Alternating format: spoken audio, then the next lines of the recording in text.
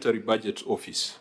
We are now ready to go to the next agenda, which is consideration of the report of the Auditor General and implementation status for the financial year 2023-2024 for the executive and for the receiver of revenue.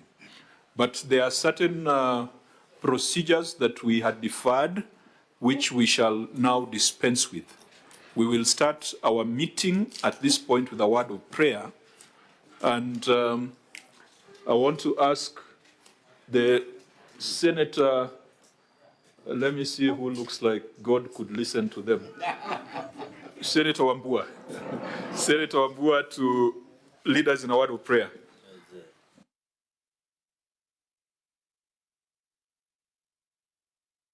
I doubt. Chair, here Senator Dulo is asking questions. You can respond to those questions. Let us pray. Almighty God, we beseech you to be all with abundant favor and blessings as your servants whom you have been pleased to call to leadership positions in this republic. We seek guidance to treat and consider all matters that shall come under deliberation in so just and faithful a manner as to advance the peace, prosperity, and welfare of our country and of those whose interests you have committed to our charge. Amen. Thank you, Senator Wambua. We did not adopt the agenda at the beginning, so I'd request that we quickly dispense with that.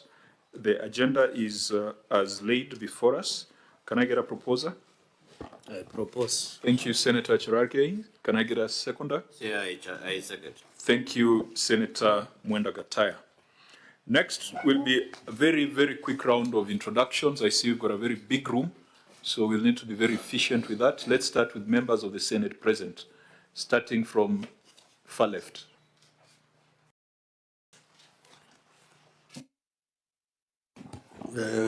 Thank you very much, and good morning, everyone.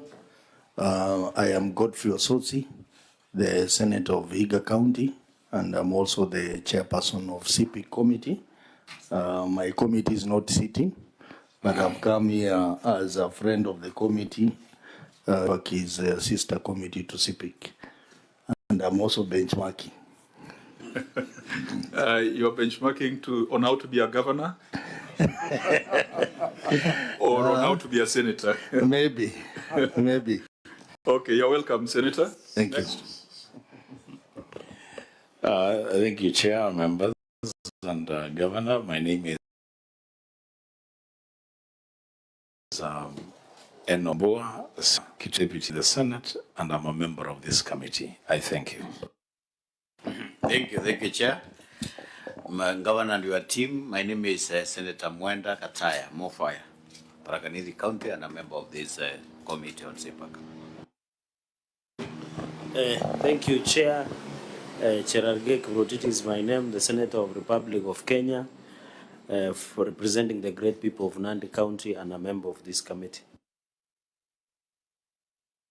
Fatuma Dulo, Senator Isiolo, and a member of this committee. Thank you, Chair. My name is Lenko Kanarseki, Senator Kajiado, friend of the committee. Good morning, Chair, Governor. My name is Edwin Sifuna, Senator Nairobi, a member of this committee.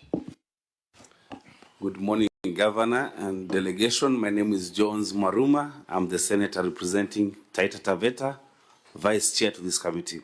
Welcome. Thank you, Honorable Senators. My name is Moses Otieno Kajwang. I chair the committee. I'm the Senator from Homa Bay. Clerks. Thank you, Chair members. My name is Kibet Kevin, Committee Clerk. With your permission, kindly allow the members of the Secretary to introduce themselves, starting with our Deputy Director. Thank you. Emi Chepkwany, Deputy Director, Governance and Accountability Committees, and an officer of the committee. Good morning, Chair members. My name is Malcolm Gogi, Legal Counsel. Morning, Chair. My name is Salat, Physical Analyst. Good morning. My name is Eric Ososi, Research Officer. Good morning. My name is Shirley Msimbi, Hansard Officer. Good morning. My name is Sipiken Dawoth, Fiscal Analyst. Good morning, Chair. John Chege, Sergeant at Arms. That's all from us, Chair. Thank you. You're welcome. OAG. Good morning, Chair. I'm Patrick Muriuki, the Liaison Officer. Morning, this is Maina Mwangi, Officer of Auditor General. Good morning, Honorable Chair. My name is Tagi Tonga, Office of Auditor General, Kakamega Regional Office. Thank you. Karibuni, Control of Budget. Morning, Chair. My name is Gilbert Gachanja from Office of Control of Budget, liaison officer attached to this committee. You're welcome, ESCC.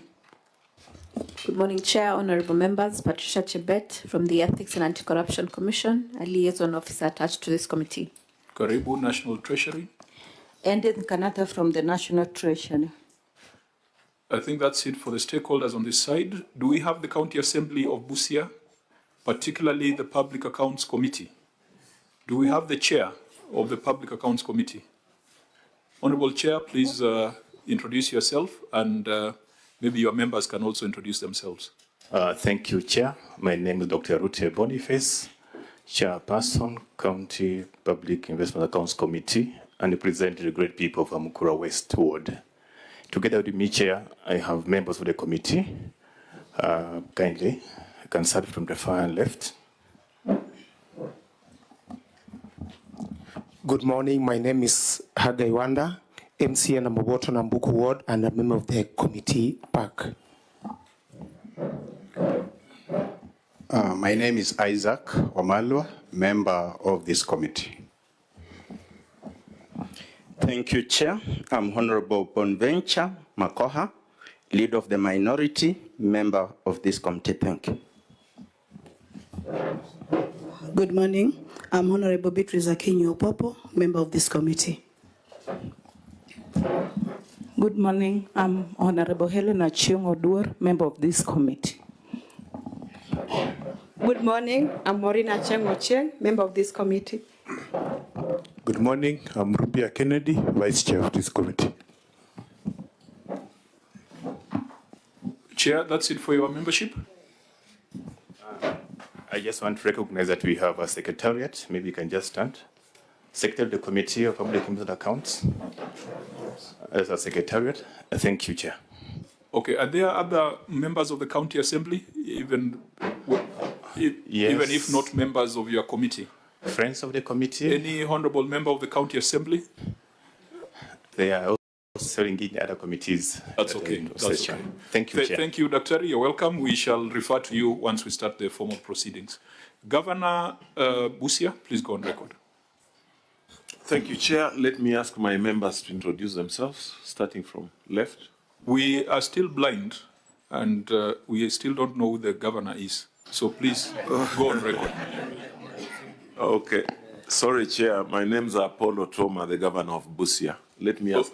Let me give this guidance because the room is quite full, and because of time, let's restrict the introductions to the CCs and the chief officers. Yes. Because I think there are many more other officers who have come to witness, but for efficiency. Yes. Okay, fine. Okay. Thank you, Chair, Your Excellency. My name is Timothy Odende, Chief Officer Trade and Investment, Acting Chief Officer Revenue. Through the chair, my name is Gibson Wafula, Chief Officer in charge of County Treasury. Thank you, Chair. My name is Douglas Okri, the CEC for Treasury and Economic Planning, Busia County. Thank you, Chair. CS John Oscar Juma, County Secretary.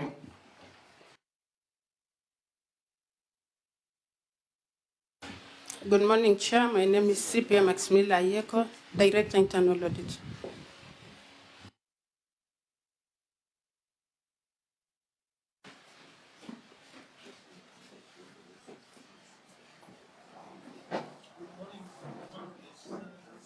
Switched off.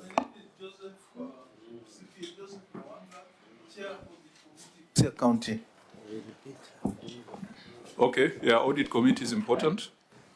Chair, I'm Baja Ken, Chief of Urban Development Fiscal Planning. Good morning, Chair. My name is Pamela Wori, CEC Lands, Housing and Urban Development.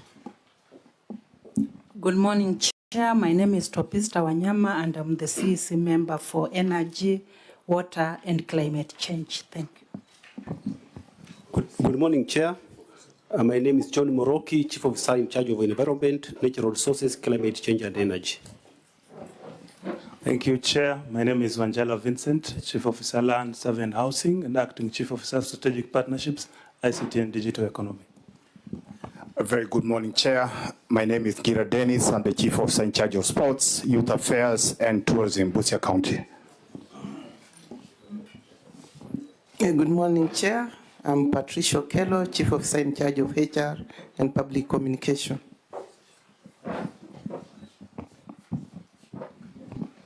Ahmed Efo, Chief Officer Roads and Public Works. Dr. Lusamba Wilberforce, Chief Officer Medical Services and UHC. Kelly Omboko, Chief Officer Water and Irrigation. CS Tufena Kide, Secretary and CEO to County Public Service Board.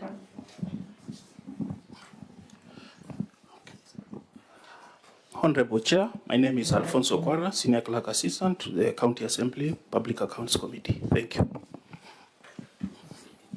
Okay, are we done with the CCs and the COs? Did I hear County Attorney? Did they go on record?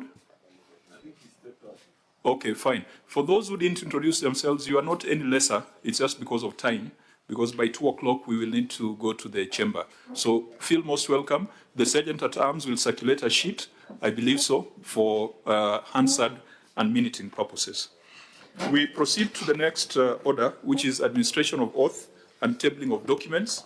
Clerk of the Senate, you will guide the governor in that exercise.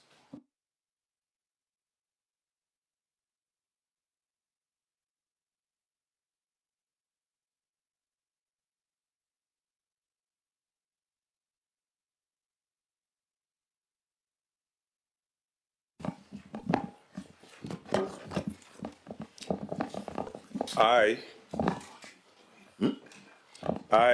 Paul Otuoma Nyongesa, do solemnly swear that the evidence that I shall give before this committee in respect to the matters before the committee shall be the truth, the whole truth and nothing but the truth, so help me God. You will then proceed to lay or table your documents.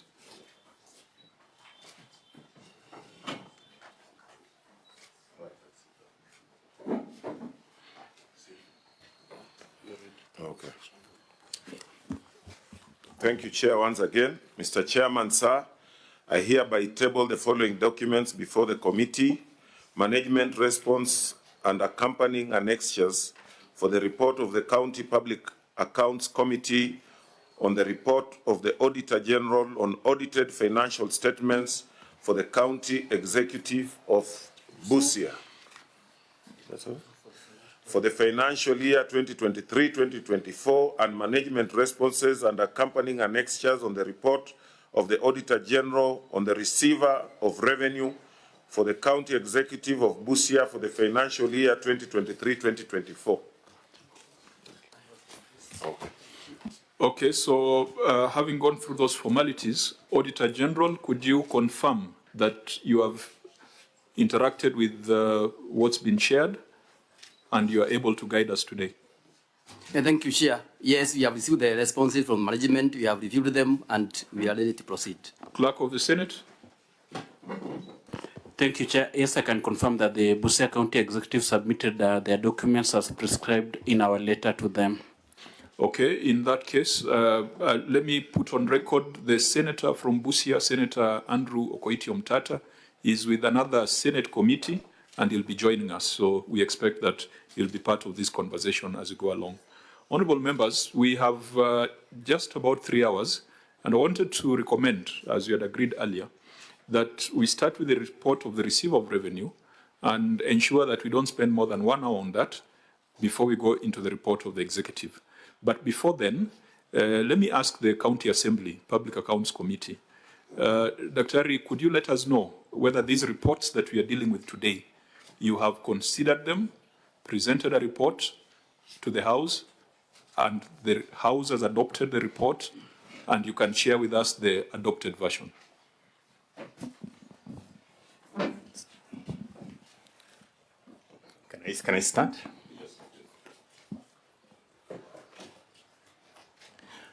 Thank you, Honorable Chair. I want to confirm that the report of the receiver of revenue and the county executive financial statements for the year ending 30th June 2024 was submitted to committee. The committee has been able to look at the reports, performed the cross-examination. However, the reports have not been adopted by the House because of the constraint of the timeline that we were able to have before this particular committee. But I confirm we have the draft reports with us, which you can share with your committee chair. I believe your standing orders are similar to ours, which says that matters before committees shall not be referred to until the point at which they are adopted by the House. So we will not be receiving the draft. Noted, Chair. But, Dr. we've been together in this, and I think this is one of the Public Accounts Committees that I personally have a lot of confidence in. The auditor has also told us that you have engaged them. Yes. What has been the constraint, also bearing in mind the matter, that matter in Nairobi, which you are well aware of on constitutional timelines? How do you see your committee progressing? Chair, I want to note that this committee has really tried to be current. We had a big backlog, 28 reports for the previous Second Assembly that had not been handled, and I want to report that we are current to date. The matter, in fact, for the receipt of revenue statement we're going to look at today, we have done extensive engagement, which I think at the appropriate time we'll be able to give our position, our findings for the purpose of this particular engagement. Thank you, Chair. Dr. You know that whatever you're doing now is academic. In terms of binding recommendations, in terms of the timelines, the governor and his team can easily be hostile, even though they shouldn't be, because you have the power to summon any person. Yes. So they should never use that as an excuse. No. But in terms of the binding effect of your recommendations, you are a bit late. Thank you, Chair. I've noted that. We've said that we have the draft reports, which we should be able to table when we resume our sessions, Chair. Okay, unless there's a member who wishes to advise the Public Accounts Committee, we can get Senator Sifuna, Senator Ambua, and Senator Sosi also as a chair, if there's something you want to share. Well, Chair, mine is just to register my sincere appreciation for that committee of the public accounts in Busia County. I think the people of Busia are second only to the people of Nairobi in picking quality members of the county assembly. Very well spoken, Daktari. Is that with the tongue in cheek? My tongue is in my cheek. I don't know what you mean. But it is impressive, Honorable Chair, and we would want to commend this particular committee in Busia. You sound like you know what you're doing with the little guidance, because even for us in the Senate, the decision by the courts threw us off, and we had to arrange for a special event for us to be able to table all those reports so that the governors do not run away from accountability. And Chair, I know that we have a session with the Speaker or the Assembly itself. We will also have a discussion about prioritizing those reports so that they don't fall outside of that binding nature of the recommendations. But other than that, I'm very impressed. Dr. Which constituency do you come from? Teso South. Teso South. I have noted that as SG of ODL. Thank you. Let me give guidelines. Party titles were left at the door because they might be misused in these proceedings. Thank you, Chair, for that guidance. Thank you. Senator Wambua. Thank you, Chair. I would have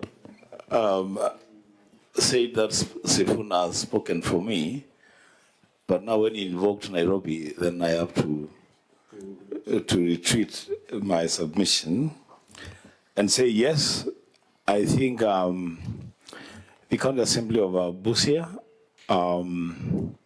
you seem are within the timelines, in which case actually will make the work of this committee here very, very easy.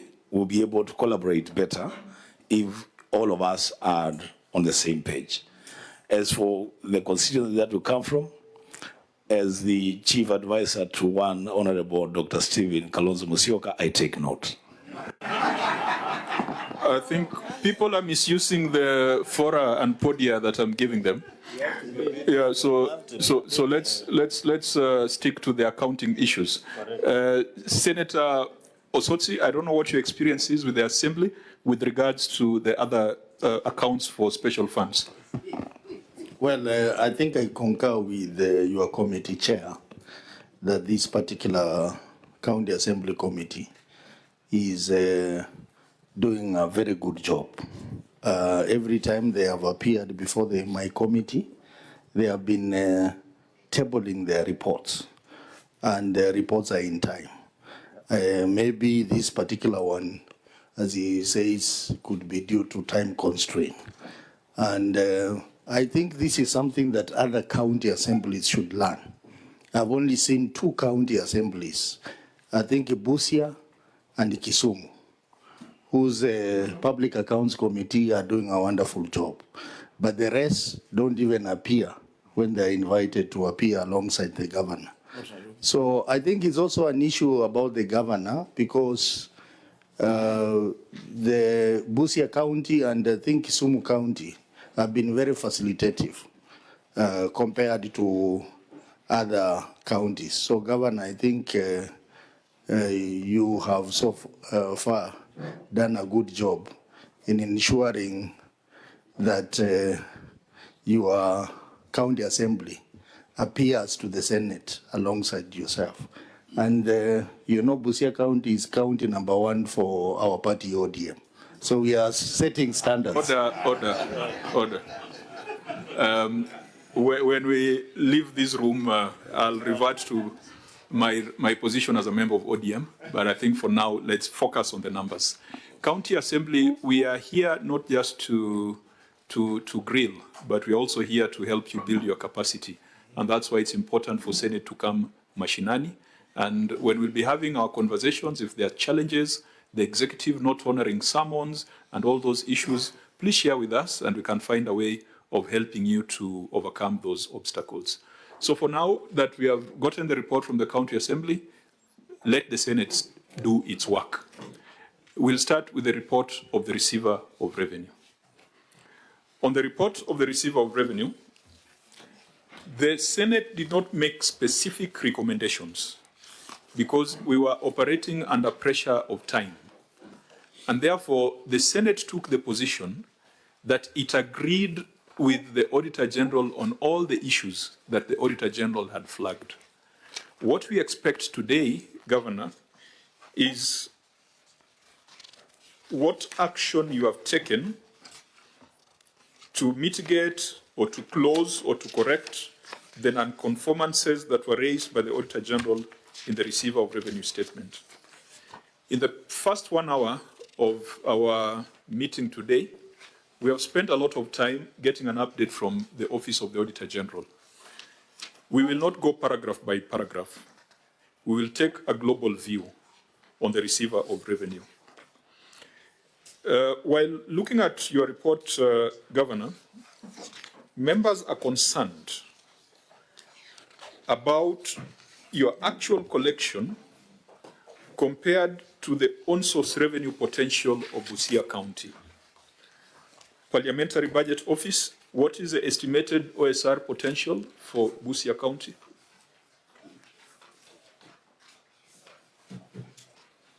Chair, the estimated revenue potential for Busia County is 2.2 billion. Because of the position taken by the committee, this excludes the revenue collected by health facilities. That excludes health facilities? Yes, because of the position taken by the committee, yes, Chair. And yet, the governor's collection, inclusive of health facilities, is 357 million. What percentage is that of the county's potential? It should be minus health. Yeah, it's minus health. If we were to subtract health, which was 119 million,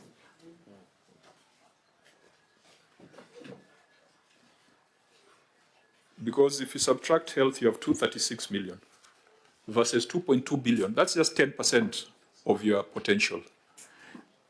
Governor, do you own 2.2 billion as your revenue potential? It is a figure that was worked on by the Commission on Revenue Allocation, a constitutional body. Chair, I know that we have got potential, maybe not within the range of 2.2 billion, but I'm aware that of some revenue streams that we can quickly bring on board.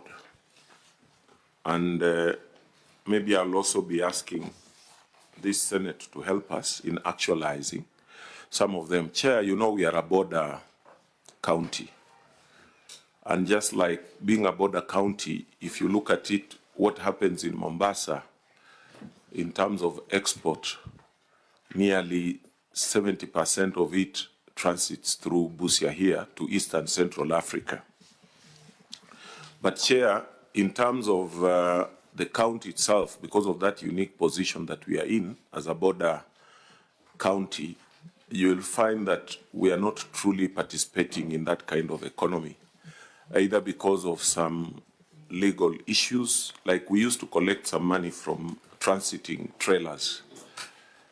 But because of so many other factors, like the one-point border stop, the international treaties, that was stopped. And currently, through the Assembly, we try to pass an act that would allow us to collect some of those revenue streams, but we hit a headwind when we were told to stop it until we do some further consultations, and that was entry fee for trailers. And if you look, like we have got almost 1,000, or is it 2,000 or 3,000? 1,800 trailers that transit here per day. Even if you do at 500 or 1,000 that had been proposed, then you will find that that will be giving us a very significant revenue. So we are still in the process, and Chair, during the leadership meeting, I pleaded through your speaker that maybe we will need a little bit of support to even our county assembly to revisit that act and see how best, what amendments we can do that may not be in conflict with what was being said, our international obligations. Because we had started collecting that time, I think, almost 1 million shillings per day. Was it? Yeah? When we were effecting that law, we had started collecting almost 1 million shillings per day. But when we stopped, then that just dried up. And that can be seen from our previous revenue stream. So that is one area. Another area we have been struggling with, Chair, is to come up with the infrastructure that can support making Busia logistics hub. And these are issues of trailer parks and all this. And these have been there. But either because of a lot of litigation issues that we have been having and land issues, we have been unable to actualize. Even the one where we have tried to go into public-private partnerships, you will find that we have got matters in court. So it even makes investors very shy. So that has not been done. And I'm sure if you'll have opportunity, you'll be visiting one in Mundika to see what the investor had put in, and then he had to go slow because of court issues. So we also needed to be very clear on some of those things. So those are direct revenue streams. Secondly, Chair, we were to collect quite a bit of cess, especially from the sugar sector, the sugarcane sector. But we're all aware of what has been happening in that sector, the challenges it has been facing. But now it is being revamped, and I think from our records, there's a bit of improvement, if I'm not mistaken, in that area of sugarcane cess sector. So because that's also another major potential area. Chair, another one is that we have come up with a program to try and alleviate poverty also in this area. If you look at our poverty index, it has been one of the highest, but compared to our potential, we should not be in that kind of category. Now, what we are doing is trying to mainstream a lot of our people into the cash economy, because that is the only time then they can be able, you know, to pay some form of taxes. And this we are doing through some programs that you'll be able to see, you know, revamping the cooperative societies that were the engines of development. If you look at it, the cotton industry collapsed here. That was the main cash crop. we are looking at some of our edible oil crops like groundnuts, that can really not only just contribute to the country's economy, but in the process help us also raise some of those resources. And lastly, Chair, maybe if you allow me so that I don't lose my theme, is recently we were able to be incorporated in the signing of the larger Busia metropolis. That is between Busia, Kenya and Busia, Uganda. Because what we do this side, if the Ugandan side, nothing is happening, then you will find there is no synergy. And even what is happening in Mombasa, if we're improving efficiencies in the ports of Mombasa and the exit point in terms of the infrastructure here in Busia is not okay, then, we are not able to reap the full benefit. So I tend to believe the signing of that MOU on the larger Busia metropolis is going to open up the infrastructure and the potential of the service industry in this area.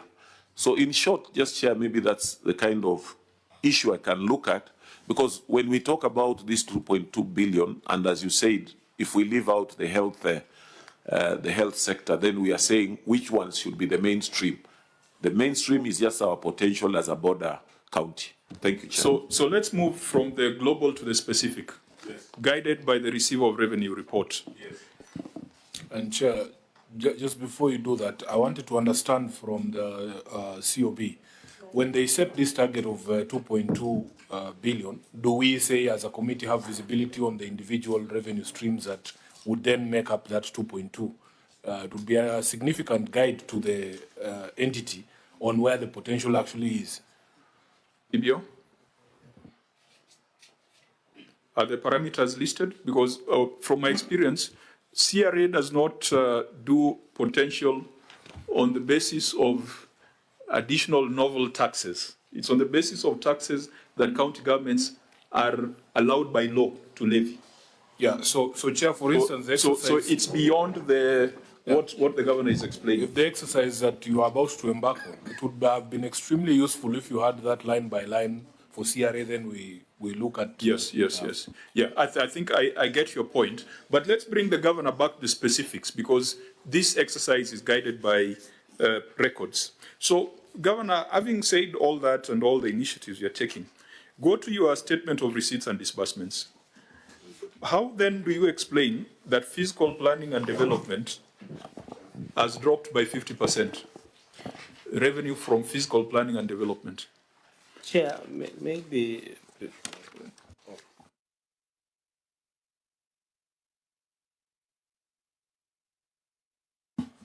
The statement of the Auditor General, there is a...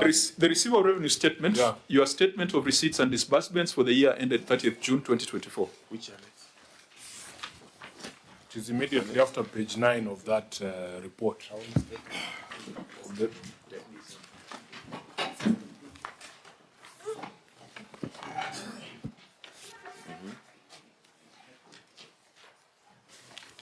You have a statement there that shows your own source revenue streams, and if you go down to fiscal planning and development, that is 10, not 10. Yes. You collected 4.9 million prior year, and that year you collected 2.5 million. Where did 2.4 million go? Because if you are doing all those things you are saying, then there should be natural growth.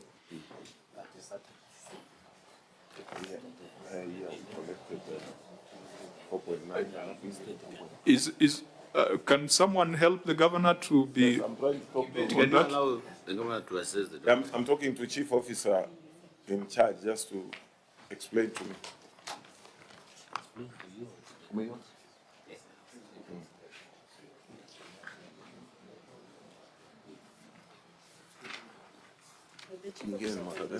You see, Governor, that exercise you are conducting now, you should already have done it, because you should have visibility on the revenue performance every financial year. Yes. So if you are brought numbers that show a 50% decline, this is in the 2023-2024 financial year, you should have already asked for an explanation from your chief officer. You can't do that exercise now, Because if you are seeing these numbers for the first time with us here, No, Chair, it's very unfortunate. No, I've seen some of these numbers, but Chair, maybe the details, I just need them to jog my memory. When you saw them, you didn't ask them. Yeah. Huh? When you saw those numbers for the first time, you are not as I'm shocked as just the trying chair to is. jog my mind, Chair. Okay, Governor. Jog my memory because I. Yeah. Because you gave the global picture as a CEO. Now we want to go to specifics so that we are able to tell whether your global vision is accompanied by action.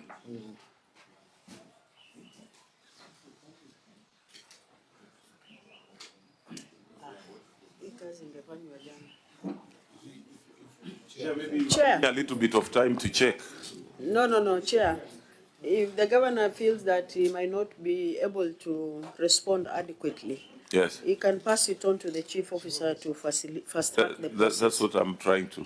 Yeah, but you are holding a meeting within a meeting, which is not. Okay, who has the answers? Because remember, this is money collected from the residents of Busia. And if the money collected from residents of Busia cannot be accounted for, then we are not sure about the money that comes from the consolidated fund. Chair, and the governor should be aware that he's on oath. So if the governor is not ready, he can also tell us so that we take a view. Because if he's holding a meeting within a meeting, or if he thinks that the answers are with the chief officer, and then chief officer should take the oath. Or we interrogate any problem or through the oath of the governor. Okay, members, since today we are sitting in Busia, we can extend a little bit of clemency to the governor of Busia. But that does not absolve you. You must explain to us why there is a drop. I'm going to do that once I get, maybe just give me a little bit of time. As we move to another matter, then we can revisit. Okay, the second matter, honorable members, the second matter, go to the line on parking fees. Governor, note 5. Your parking fees have reduced from 31 million to 29 million. You have given us your global picture, the measures you're taking. How then are we seeing a drop in parking fees? Remember, this is money collected from the people of Busia.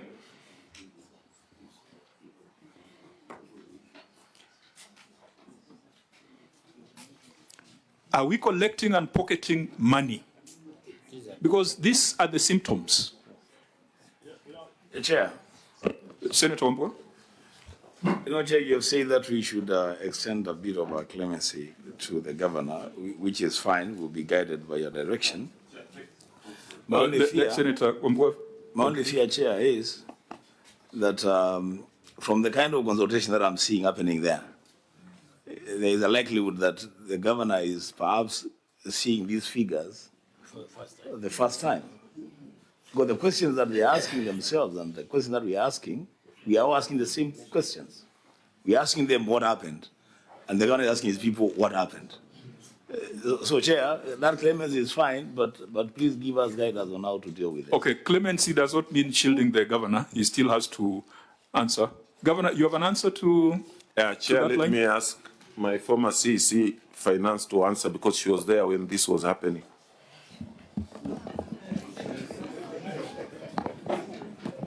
Thank you, Chair. I would want to respond on that issue of reduction in the parking fee because, Chair, before we had a place which we were using as parking, the parking place at the border called One Stop Border. So before we were collecting fee of parking fees from there, but when the KRA took over that place, we could now not use it as the parking place, and therefore the people of trucks could not pay the parking fee because they were no longer using that place. Okay, hold on to that. Go to note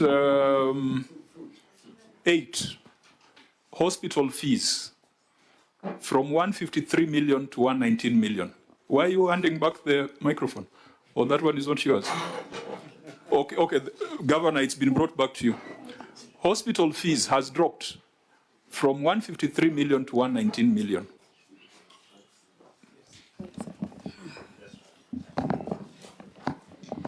Chair, we have had a lot of industrial unrest in the county here.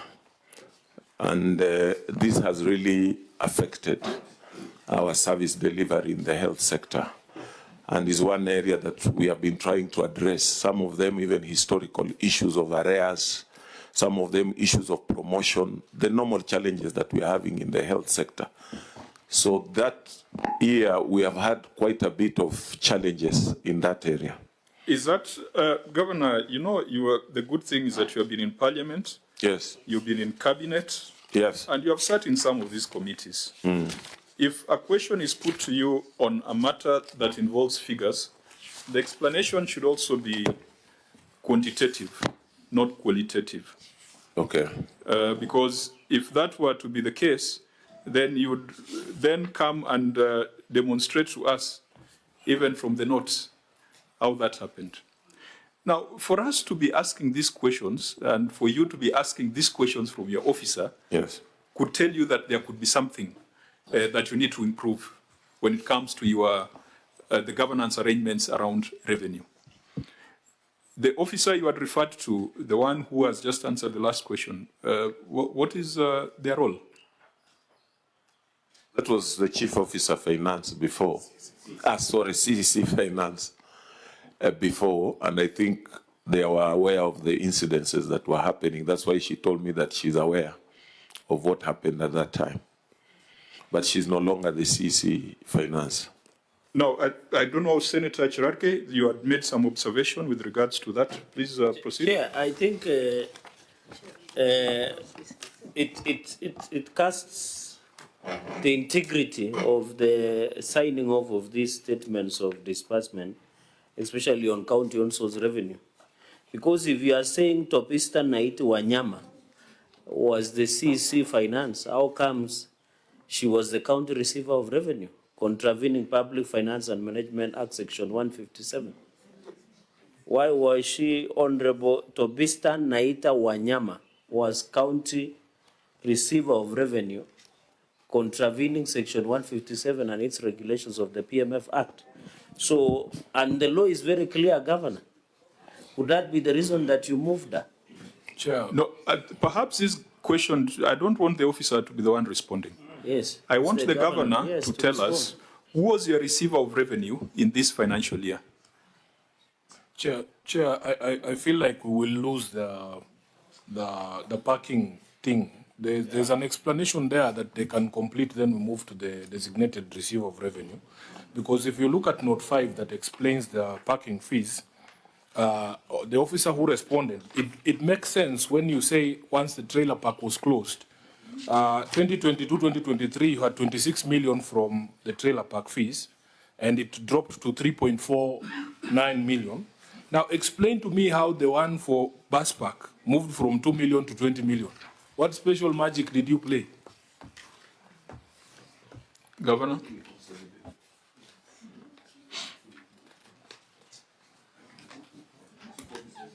Did you build new bus parks? Was there a new road that was opened through Busia to I don't know where that more buses were parked? What is the explanation for that? For the reverse growth in revenue?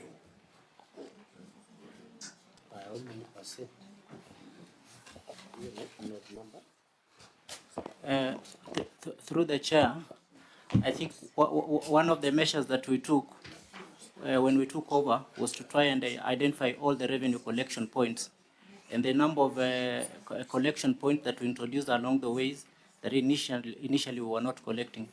That's what enabled us to be able to... Are you looking at the numbers that Senator Sifuna cited? Are you looking at that note? Note 5. So that you know what you're responding to. We don't want theories. This is an exercise that is guided by evidence.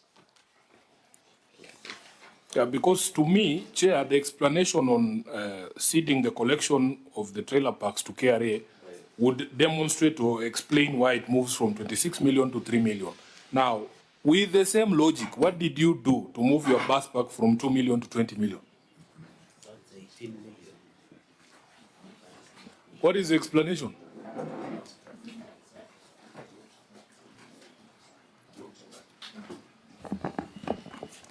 Thank you, Chair. When we came in, you can see overall the revenue from 22-23 to 23-24 improved. So what happened, that revenue, it was on an improved basis. We combined the parking, the bus parking with the small car, the single vehicle parking. We combined them together, and there is when the auditors came, they corrected us that we should separate those two revenue streams. So we separated, but by then we just improved it, combined with the car parking that improved that from the previous one. And that is the reason why overall the revenue increased. Yeah. Senator Wambua? You've totally lost me. Chair. Yeah. No, that one will deal with, that one will come. Senator Wambua? Chair, I don't know about Senator Sifuna, but I feel that question has been responded to because the question was very direct. An improvement from 2 million to 20 million. Now, the reference you're making is even a very erroneous reference because you're saying overall there was an improvement year to year. But when you look at the improvement they're talking about, it's less than 2 million. One is 355 for 2022-23, and the other one is 357. I mean, the very marginal improvement. The question that Senator Sifuna is asking is this jump from 2 million to 20 million. Why is it so difficult to respond to that? Governor, before we get back to Senator Cherargei, because there's an attempt to, there are many statements made on parking fees, statements made on hospital fees, none made on fiscal planning fees, because fiscal planning fees, nothing has been offered so far. Yeah. And the question is, assuming, Governor, assuming Madam Wanyama was to move to Kisumu or another county and she was not in the room, who else would be able to explain these numbers? Why are they not making an attempt? Because it now sounds personalized. It's not personalized. I think maybe just being part of the team, and you can see she's the one who signed this document.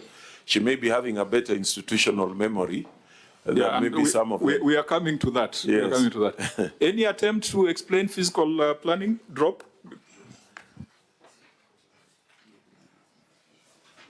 Because fiscal planning, we know what happens in counties, is that your officers, they move around, they collect money from developers, and then that money never gets to the county.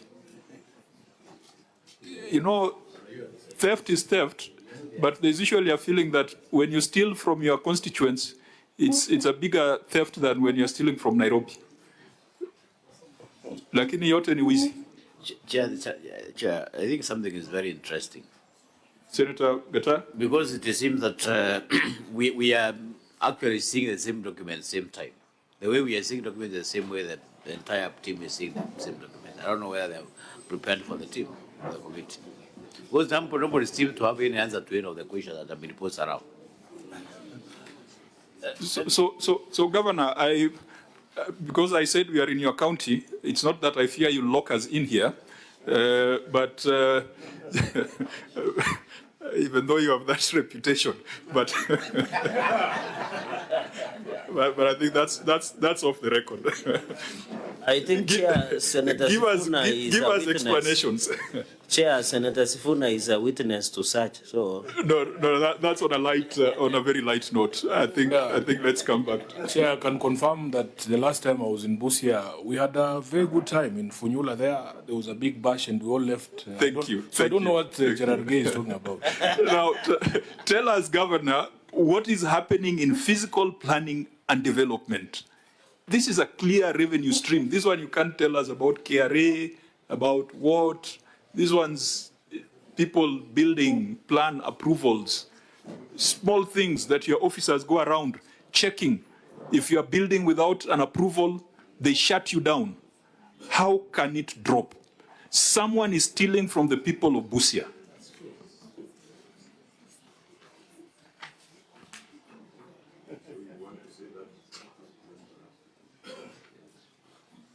This cannot be industrial action by nurses. This, I think you have exhausted your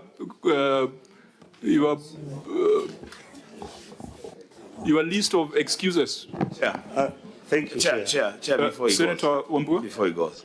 You know, Chair, there's a question that, that you always ask when we are beginning these interrogations. I hear you asking our Secretariat whether they receive these documents and they are ready to engage. I hear you asking the auditors whether they are ready to engage. Chair, is it time that we begin asking the entities if they are ready to engage? Because clearly there is a problem. Clearly there is a problem. Honorable Chair, on the issue of physical planning. Please, for Hansard purposes, name and designation. Wanjala Vincent, Chief Officer Lands, Survey and Housing. Proceed. The issue of physical planning is not a constant factor in collection. It depends on other factors in the economy, as availability of disposable income of the communities around. So when people have easily available disposable income, many of them will. That is a lecture in economics. Can you address yourself to that drop of 2.4 million? Our collection, as in the Department of Physical Planning, we collect from those ones who have come to approve their plans. So that year, the number of those ones coming for approvals had reduced. And so explains. So they come, you don't go out to enforce. We You also have go to enforcement enforce, officers? but when you don't find them in the field constructing, there's nobody who can come and comply. What was so unique with that year? What was happening in Busia in that year that people are not constructing? We are feeling like their disposable income was lower. But that reflect generally across the board, because on-source revenue is a reflection of economic activity within an entity. That is a story. That is not an explanation. I think let's come back, because time, we must take a decision.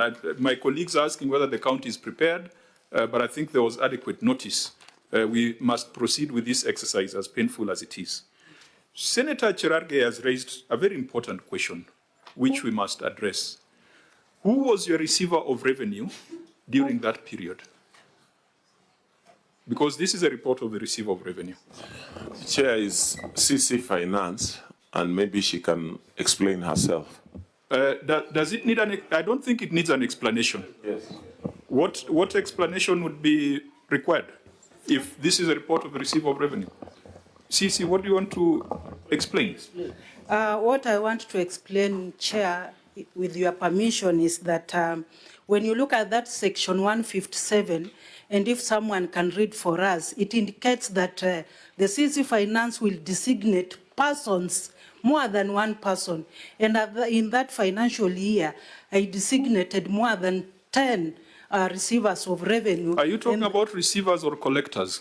No, on the issue he has mentioned on how I... What are you responding to? Why I signed that document, receive of revenue document, instead of receive of revenue. Was there a receiver of revenue away from you?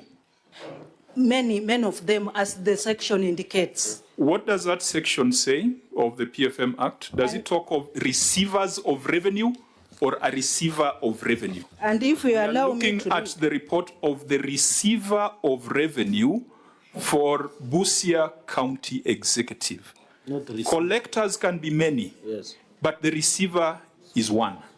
Yes, and we are indicating the receiver of revenue, chairman, because from the statement, if you read it, indicates that CEC Financial, in writing, designate persons, and therefore that report refers to received revenue from different receivers of revenue, and me being in charge of them, I signed on behalf of them. So who are the receivers, even if we are to go with that argument, who are the receivers of revenue that you designated? The chief officers in different departments. Were they receivers or collectors? They were receivers, and they allowed to appoint the collectors of revenue. Now, that is your interpretation. Legal... It can be read. Well, you are not going to direct us. Legal, please read for us Chair, the section. And Chair, I think I thought this county governor is better in English than where I come from. I thought there is a difference between may or shall. I thought shall is obligatory. So I think at some point your CC might have to take an oath, because the law is very clear, and that is why I asked specifically. So there is the aspect of collectors of revenue and receiver of revenue. Maybe, Chair, with your indulgence, maybe Malcolm, our legal counsel, can read through, I think, section 157. Clerk? Yes, Chair. Section 157 states that the County Executive Committee member for Finance shall in writing designate persons to be responsible for collecting, receiving and accounting for such county government. You can repeat, the governor was consulting through the chair. Can you read again? I think the county attorney in future look for time to advise the governor, not in our meeting. Thank you, Chair. Yes. Section 157, the County Executive Committee member for Finance shall in writing designate persons to be responsible for collecting and receiving and accounting for such county government revenue as the County Executive Committee for Finance may specify in the letters of designation. Subsection 2, a receiver of county government revenue is responsible to the County Executive Committee member for Finance for ensuring that the revenue for which the receiver is responsible is collected or recovered and is accounted for. Through the chair, section 158 it states that a receiver of subsection 1, a receiver of revenue for a county government may authorize any public officer employed by that county government or any of its entities to be a collector of revenue for the purpose of collecting revenue for that county government and remitting it to the receiver. Subsection 2, any other public officer other than a receiver of revenue or collector of revenue for a county government who collects revenue for that government shall no later than 3 days after receiving it deliver the revenue to a receiver or collector of revenue for that county government. Subsection 3, a receiver of revenue for a county government shall provide quarterly statements to the county treasury with copies to the National Treasury and the Commission of Revenue Allocation. Now, there is also the regulations that are read alongside that. Collection of revenue, responsibility for revenue management, the responsibility of receivers of revenue. Now, because of time, Governor, you are consuming wrong advice. This is the 47th county that we are dealing with. Your CEC cannot purport to sign the receiver of revenue statement. All other counties have one receiver of revenue. The rest are collectors of revenue. The fact that the word persons has been used in that act does not legitimize the kind of chaos that your CEC is proposing. In fact, many of the counties that have succeeded in improving on-source revenue have established revenue boards.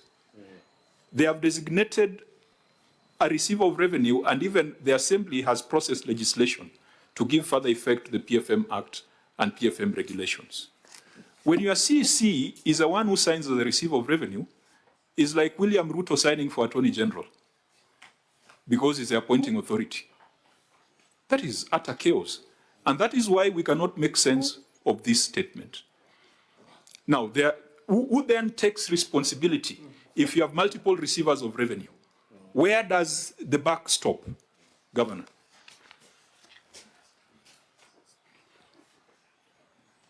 Chair, let me have our attorney maybe help us out in the way we understood this thing, so that if it's a matter of legality, then we can be guided. Listen, we Governor, can be guided. You see, I'm trying to be very moderate in today's session, because we have not just come to grill you, we have also come to share experiences from the other counties. That situation, and if your county attorney insists on it, it is wrong advice. It is a recipe for chaos. Because tell me, as CEO, if you have 20 receivers of revenue, who are you going to hold responsible for this report? You have been put in an embarrassing situation where you cannot explain movements. You have to refer to 10, 20 people to explain one page of a report. And that is why other counties have one receiver of revenue designated in writing by the CEC Finance. When the CEC Finance takes on the role of being the receiver of revenue, that is an indication that there's a criminal enterprise being run in that county being coordinated and being led by the CC Finance. And that is why they want to be the policy maker, they want to be the executor, they want to be the oversight, they want to be everything. They do not trust anybody else to come and see how revenue collection is being done. And Governor, and I'm not saying it is happening in Busia, we have seen it in other counties. That only happens to cover up theft. Can I explain Chair, something, allow us here to ventilate on Can that I issue. clarify? Okay, maybe you can get the submissions from the members first. And then Let's ventilate on that issue, Chair. I want to understand from, no, not the governor, because the governor clearly just being misled. That's exactly what's happening, just being misled. I want to understand from the CC. Once the law designates a responsibility to you, and that responsibility is specific, you are told, appoint. What residue function do you have after the appointment? You've been told to appoint a receiver of revenue. What role in receiving revenue is left in your office?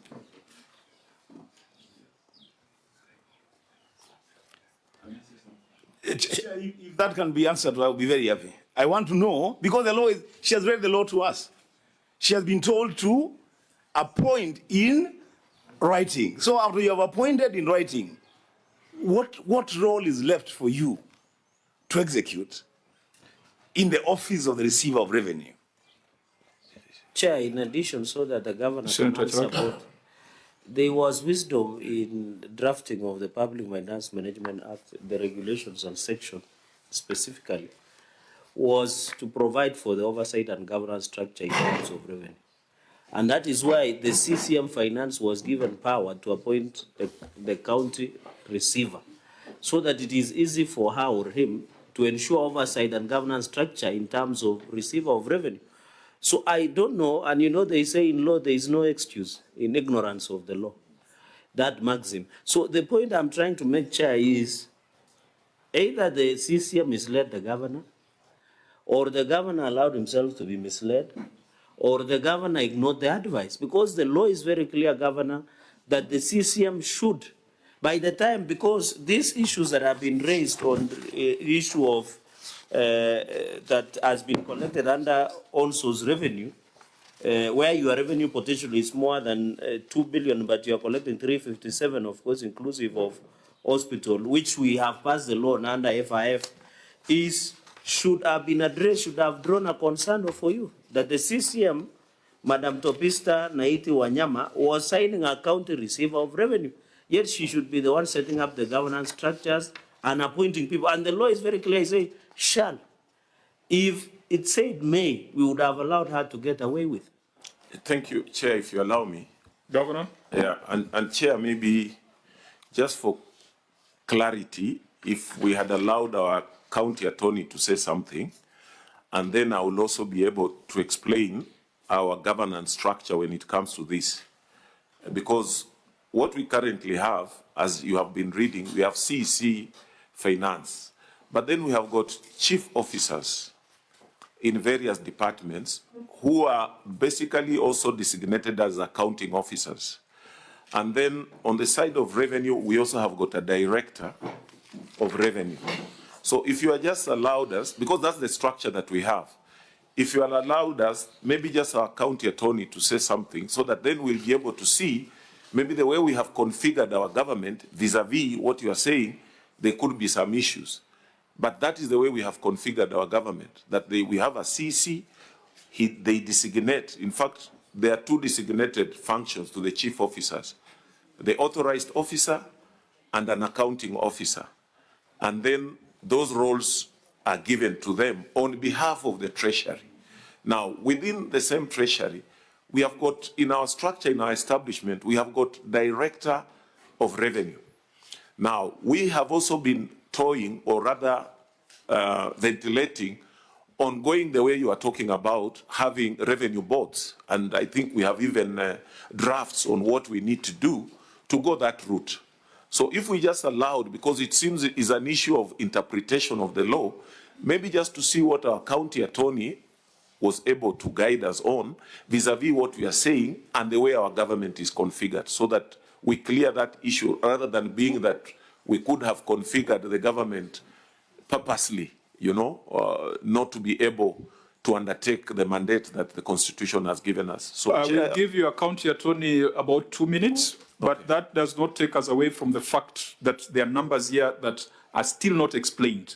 Yes. That issue came up just to emphasize that that could be part of the reason why the governor is unable to explain numbers, because there are almost 20 people he has to refer to, and that is an extremely unhealthy and an unprofessional setup. Thank you, Honorable Chair. I'll stick to the legal questions. You were absent when introductions were made, so introduce yourself first. For the record, Honorable Chair, my name is Omboko Innocent, County Attorney, Busia County. Thank you. So allow me, Chair, to just limit myself to the legality or the legal question in terms of interpretation of Section 157 of the PFM Act. My reading, Chair, and this is my legal opinion, and Chair, I reserve, you know, the right to be wrong. Even courts sometimes are wrong, but this is my interpretation, that the use of the language in that section, a designation of receivers of revenue, it's in the head note, receivers, not receiver. In the language, in the body of that section, it says designate persons, not a person. And then it says specify in their letters, not in his or her letters. Plural all through. My view, Chair, Honorable Chair, is that there is a discretion in terms of reorganization of government, whether to select one person as a receiver of revenue or to have more than one, looking at the language of that provision, Chair. That is my interpretation. If I may go a little further, Chair. Okay, just before you go further, is it also your interpretation that the appointing authority can appoint themselves as one of those receivers of revenue? No, that's not correct. That is a problem. That's the problem we have. That is a problem we are dealing with. Well, my brother, you know, we have a lot of respect for you, but we get very upset when we get people coming before the Senate trying to be clever, because we are also very clever people. So please, don't perform legal gymnastics here. If a mistake has been made, Governor... Chairman, I will stop. No, just a minute. You see, the chairman has even tried to guide and said these problems occur everywhere. And the purpose of these meetings is not just to castigate or paint somebody in bad light. It is also to guide each other and say, this is what the law says, you have erred here, you can correct this by doing this. There is a reason why there has to be a designated receiver of revenue, because there are legal consequences and responsibility that is attached to the office. So, please, Governor, guide your team that... yeah, and Chair, that's why I was saying that because of just what he has read and the configuration of government, and that's why I thought that one of the main role of the Senate is to strengthen the institutions. So all we are saying is that if we had configured our structure in the way it is currently configured, I think we'll be taking recommendations from the Senate that maybe relook at that configuration so that it doesn't appear like, you know, it is a deliberate thing. It's just the way we interpreted it. And we are here as we interact all the time, as you always say, to improve on policies, to improve on governance issues, to strengthen institutions. So this can also be one area that we can look, that's the way I'm interpreting it, to say maybe we have been doing ABCD, we need to borrow from the recommendations, Chair, maybe we'll be guided by you, that maybe you need now to reconfigure government in a manner the way you have just said. But please, before we get there, Governor, before we get there, on the interjection by Senator Sifuna, whether the CEC can appoint themselves as the receiver of the revenue. We have a receiver of revenue report signed by the CEC. Is this therefore a legitimate document that the OAG and the Senate should consider?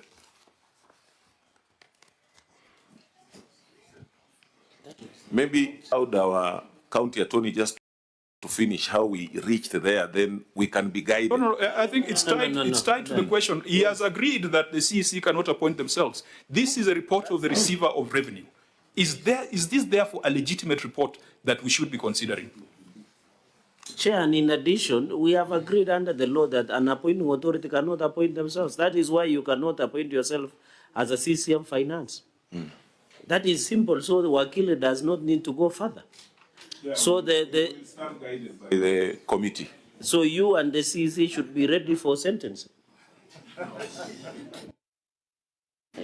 Chair, really, I really would have wanted to benefit from, because she seemed to be very, very firm on the role that she is playing. I really would have wanted to benefit from our understanding of the law. And it's not even a legal issue here.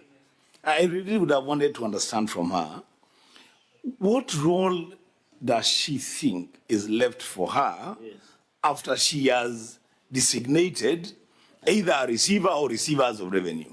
What role is left in the office of the CC Finance to execute the mandate of the office of receiver of revenue? That is an important question.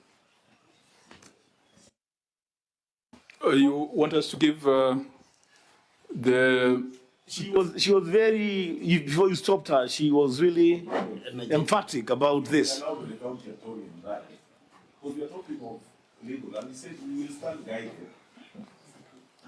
I think his argument has reached the logical conclusion. Correct. Because what we were trying to establish was whether the CEC can donate to herself the power of a receiver of revenue when she's the one appointing. Because if that is the line of argument, it means that even the governor can one day sign the report of the receiver of revenue, because it's the one who appoints the CEC, and it's the CEC who designates the receivers of revenue, and therefore the governor can take charge of procurement, can take charge of collection of revenue, can take charge of everything. If that is your interpretation, we would be happy, because we'll hang you for all the sins of your officer. Chair, maybe you just allow my county attorney to say something, then we can progress on that. Yeah. Chair, okay. Yeah, in less than a minute, Chair, Honorable Chair.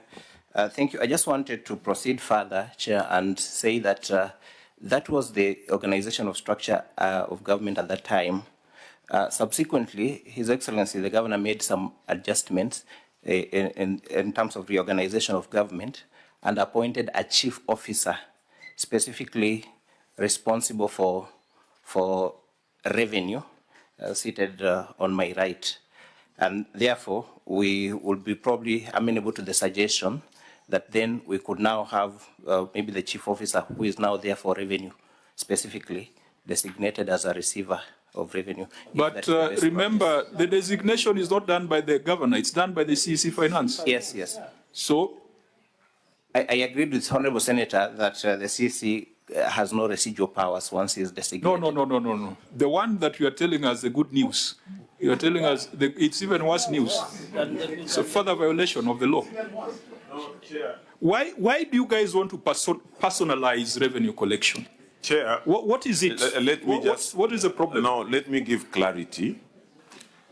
You see, previously, other than the CEC, the chief officer was the chief officer in charge of all those functions, receiver of revenue, what do you call it? Accounting services, all economic planning, budget. So what I did, because of maybe the constraint of numbers of chief officers that we had, even the one who spoke, that is Timothy, you remember him introducing himself as a chief officer of trade and all that, but acting chief officer for revenue. So he's a chief officer for revenue. Now, the issue about receiver of revenue, as you have said, is what we need a clarity, and as I said, we are amiable to whatever suggestions or recommendations, so that we are in compliance where maybe we may have interpreted this wrongly, because we only have a director of revenue, and we have now chief officer revenue, which was previously one position held by one chief officer. But later I split them up, just looking at the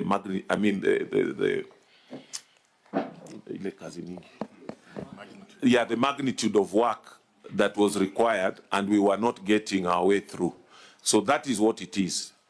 Chair, then does it mean then the governor then has appointed the chief officer of revenue to be the receiver of revenue? Is that what you're saying? No. So has he been designated by the Now, that's what we are saying. Yeah. From what you are saying here, Yes. we seem not to have gone Designated, further yes.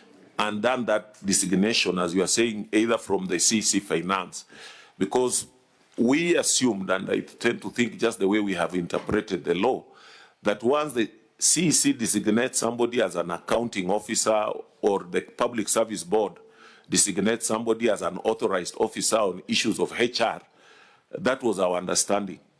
That once you are designated, then all those various chief officers were purported or assumed to be receivers of revenue within their departments. In fact, a lot of times when we have been sitting, and even the way you're asking the questions, and you saw so many of them here, is because we assume that all of you, since you are the accounting officers, you are also responsible for that. And that, I think, is given by the CC Finance, not the governor. Honorable members, the question is, do you have a feeling? Do you do you feel like the money collected from the citizens of Busia is properly reported and accounted for? That is a question we must answer. And that's why we are querying your governance arrangements, the qualifications of those who are signing the papers, and even the individual drops by line. Governor, I get the feeling that even you don't feel like it's properly reported. That's why, Chair, we said the whole idea about Senate here is to try and improve where we feel that maybe on this one you need to strengthen, your governance area. You need to reconfigure your government structure so that it can contribute towards what you are just saying. Because I've told you the way how we are currently configured. And it's the role of the Senate also, I believe, to try and help us where we think. Governor, we can only advise, we cannot direct you on how to do your job. No. At the end of the day, you have collected money from the residents of Busia. Yes. So it does not matter what structures or legal advice you are getting. The key thing is, if you collect money from Mamamboga, that money should be visible here. Unfortunately, that does not seem to be the case. But I think we need to close this so that we go to expenditure. Senator Chirake? Yes, maybe I can say, Governor, who is the CCM Finance? Maybe just one quick question, as I make an observation. As the current CCM of Finance designated county receiver at the moment. And then secondly, Chair, I agree that, so this year under review, Governor, the fact that you collected 357 million during that year against 2.2 billion, that is CRA for revenue potential. If you look at all these notes and that they've been signed off by county receiver and then CCM Finance, then it casts doubt on, Chair, on the presentability and this report as a whole, especially on this financial reporting, and the fact that the receiver of revenue is CPO Mbwaga Barnabas here.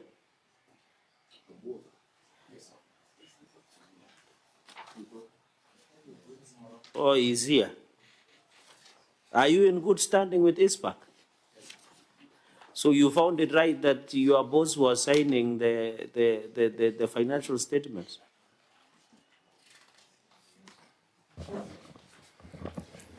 Through the chair. Because you have countersigned with her. Thank you. I signed my part as a head of reporting. So you don't advise your boss when you see something wrong? You see CM? Well, what I can say, to some extent, I have to receive information. So, Chair, just sit. So, through you, Chair, I think this was a cover-up. The intention that CCM Finance wanted to sign this financial statement is a classical case of a cover-up that looks like an organized criminal enterprise to rip off the hard paid money. Because, Governor, you and me are now, the problems we have in Kenya is because of taxation. Imagine the people of Kenya and Busia cannot trace where their money is, yet they are hardly paying those taxes. Because of just accountability mechanisms and governance of your CCM Finance. In fact, I doubt why you still have her as part of your team. Yet he has screwed you in this process. Yeah. I'll beg for your protection, Chair, on this one. Something? Senator Seki? Yeah, thank you, Senator Chair. I just want to say, with a lot of experience in issues of devolution and counties, I've worked as a county secretary for many years, over 10 years. I've also advised counties during the transition authorities period of 2012, 2013. I think it is important that you take this advice from the Senate Committee of PAC, because it seems, Governor, you have a very big problem on how you've been advised on issues of this receipt of revenue. Receipt of revenue is a structure on its own.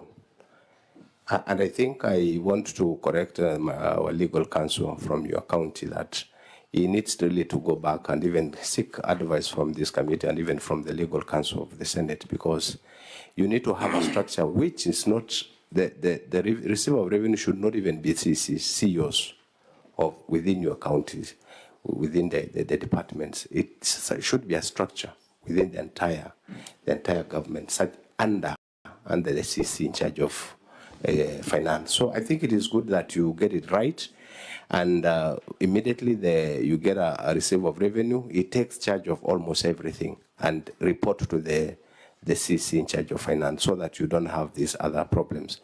But these are things that we can always discuss out of the cuff. Chair, thank you, Senator. Chair, Senator Sifuna? My request is, when you exit this conversation, because you have the privilege of hosting the Senate in your county. Not many counties get that privilege. I would want to hear from you, Governor. The one thing that Senate can do for you to help you with your own source revenue as we exit that conversation. Okay, Senator Ambua. Chair. Then Senator Maruma. Mine will be to the county attorney through the governor. Personally, I don't believe that the county attorney has given you the right advice, and I don't believe that he is not aware that he has not given you the wrong advice.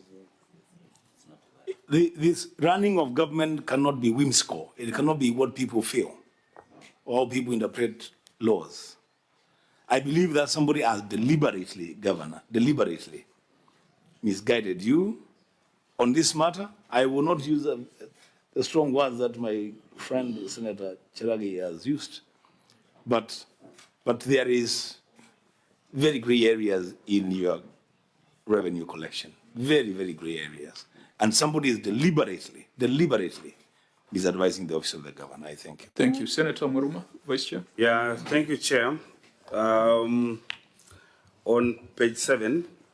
We need to make progress. I'll allow you to respond to the issues raised, very brief comments, and then perhaps what Senator Sifuna has requested, so that we move to the executive report. Chair, maybe if I start with the last one, I think in this one, the main reason between the 80 and what was collected, I think must have been silo.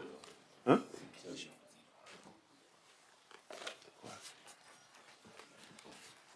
Yeah. This is this silo contribution, I think, where we were expecting almost 58 million out of that amount. And then the rest, the chair, I just agree with you that we need to see how best to improve. I think that was one of the main reasons for that big difference. But maybe I'll notice there was a drop. Yes, I've said, I've taken note of that, just the way you mentioned it. Explained by the other theories that you had advanced earlier? No, the other ones that we had on physical planning and all those are issues that I need to really delve deep into. So, Chair, maybe I'll just start with what Senator Seki said and finish with what Senator Sifuna had said. For Seki, I think one of the biggest problems, and it's good that you worked with, you said you had some experience with transition authority. One of the biggest problems I faced here when I came in here you know, we didn't even have a staff establishment. We have been using those temporary arrangements of transition authority. And I'm just saying maybe it's one of the reasons we even got this issue we have just had about receiver of revenue, got it wrong, because it was not even in our staff establishment. But there was also no staff establishment. It's just now that we are having staff establishment. So I agree with you that there are a lot of areas that need to be improved. But for 10 years, almost 14 years, we have been using that transition authority thing. And you can see the way our government was configured. So I'll agree with you that there will be areas to improve. On what Senator Wambua, you said, I think I can leave it the way it is. It was a form of advisory on what needs to be done. On what Senator Sifuna has said, there are quite a number of initiatives, as I had said earlier, like the act that we stepped down. Maybe we can bring it to the Senate. You look at it, the one that had been passed by our county assembly, and maybe advise. I hope we'll be able to get a copy so that we can share with the Senate when they are still here and look on how best we can go around some of those areas that need to be done. And to me, because of revenue collection has to come from, you know, the acts we generate through the county assembly and then how the executive is able to execute them. I would rather that I compile whatever we have and why maybe we have been effective in implementing. And before you leave, we should be able to have a session and share. And the quick one is just what I said, the one that we were asked to step down, because we didn't withdraw it. It is still active, but we were just told, you know, it seems to be contravening some international treaties. Please step it down until we do further consultation. So part of the consultation we can do is when the Senate is here. Thank you. Yeah, I think maybe as an advice is, and perhaps you need to direct your team, is that you as a governor, you are the one who is elected. You are the one who talks to the people. Yes. And it must be clear to the market woman that when she pays 20 shillings for market access fee, that money finds itself in the accounts of the county and comes back to improve the market. This conversation you have had here, some people might interpret it to mean that that money does not reach where it's supposed to reach.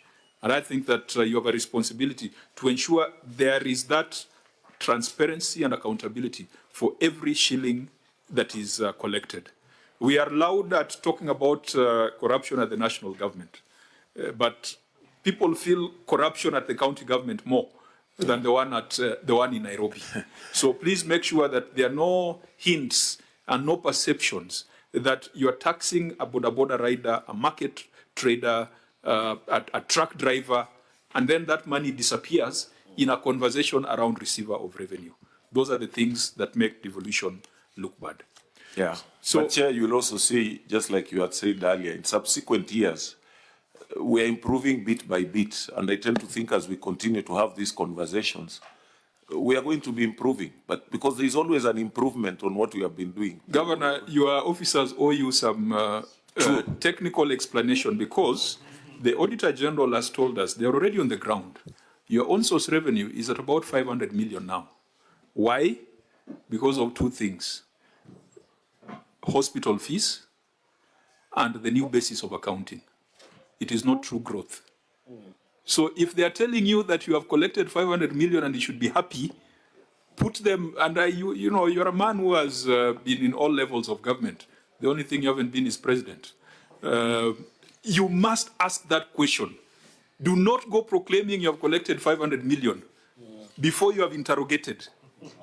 Some people will steal from the public and then tell you that you have grown because we have gone to accrual basis of accounting.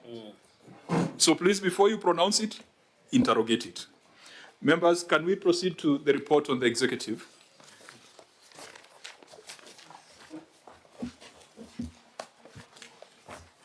On the report on the executive, the opinion of the Auditor General was What was your opinion? Qualified Chair. Now, on that report, the Senate attempted to come up with recommendations. But we made recommendations on the basis of written submissions because, Governor, you did not appear before this committee to explain measures taken or to respond to the issues that were raised by the Auditor General.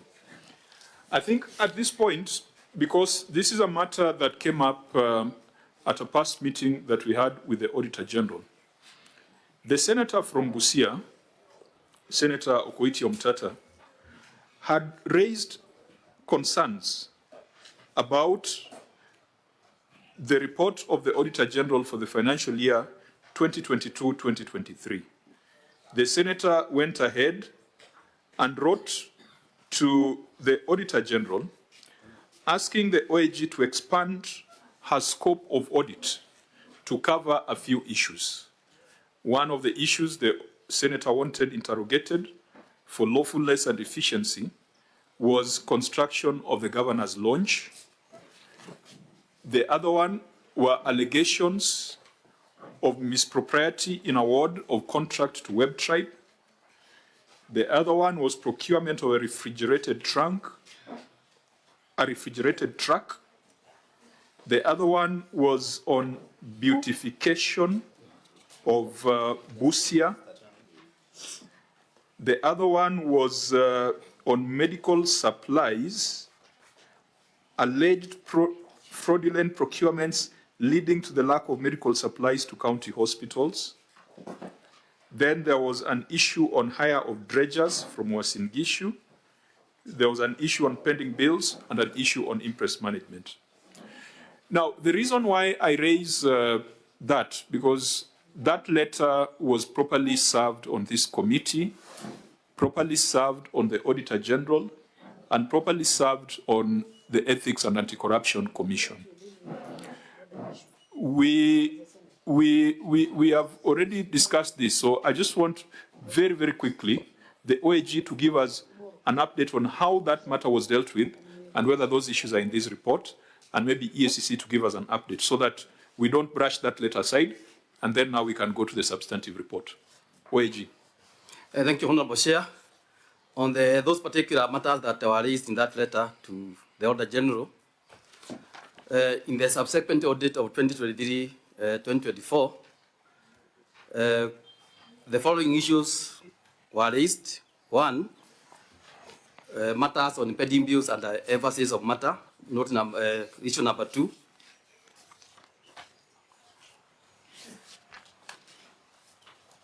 Then, Chair, on the report on lawfulness and effectiveness in use of public resources,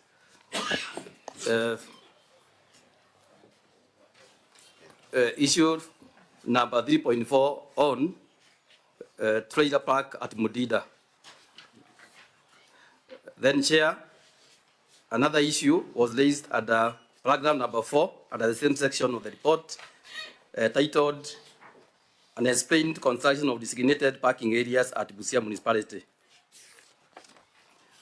Honorable Chair, another paragraph is raised at the number 5, titled "Incomplete Innovation of Busia Stadium."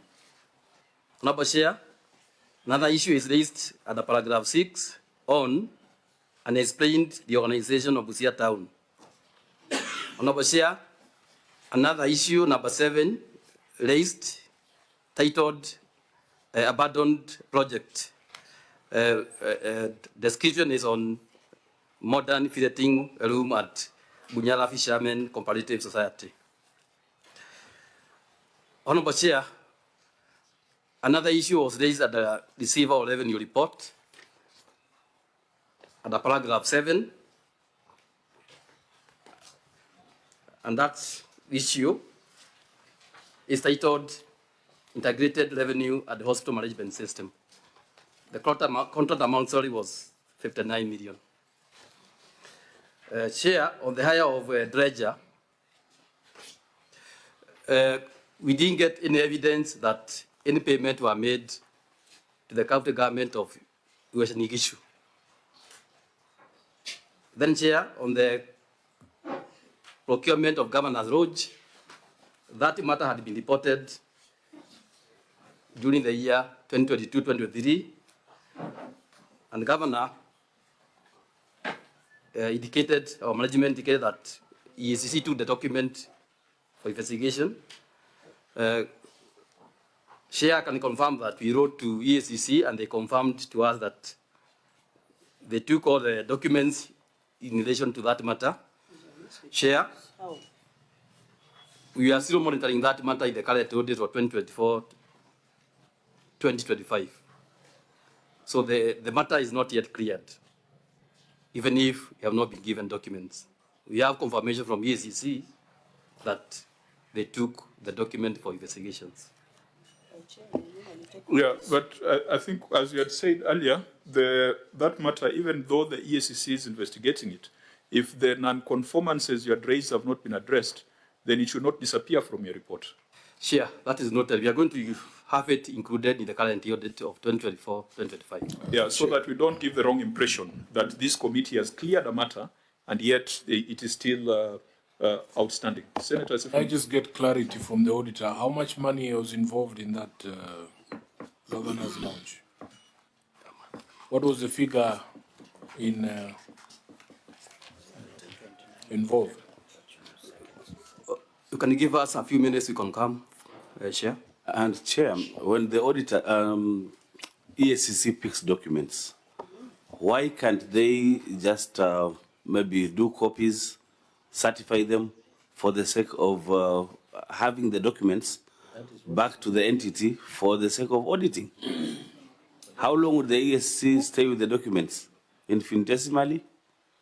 Will they never come back to the entity? They took original documents and they never left out back copies. And as auditors, we don't audit copies. You can only look at certified copies.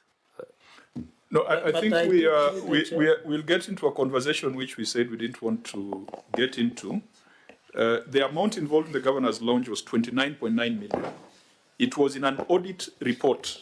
The concern is that it is no longer in the audit report and yet it remains unresolved. That is a concern. And we have already addressed that, and we have agreed that in the audit you are carrying out, if the gaps are still unresolved, it must find itself in the audit report. Yes, we will, Chair. Because I think Busia is a fairly litigious county. I think there are some decisions that have come from the courts with regards to the role of even a senator in terms of oversight. So if it does not find itself here, the senator will find it very difficult to raise it, suo motu, or to raise it in their individual capacity. That is a problem that we must deal with. Anything unresolved must find their way into the next audit. That's noted, Chair. Now, the good thing is that EACC has also given us an update earlier. I don't know whether you want to address the issues that we are dealing with regards to the issues that we've just listed.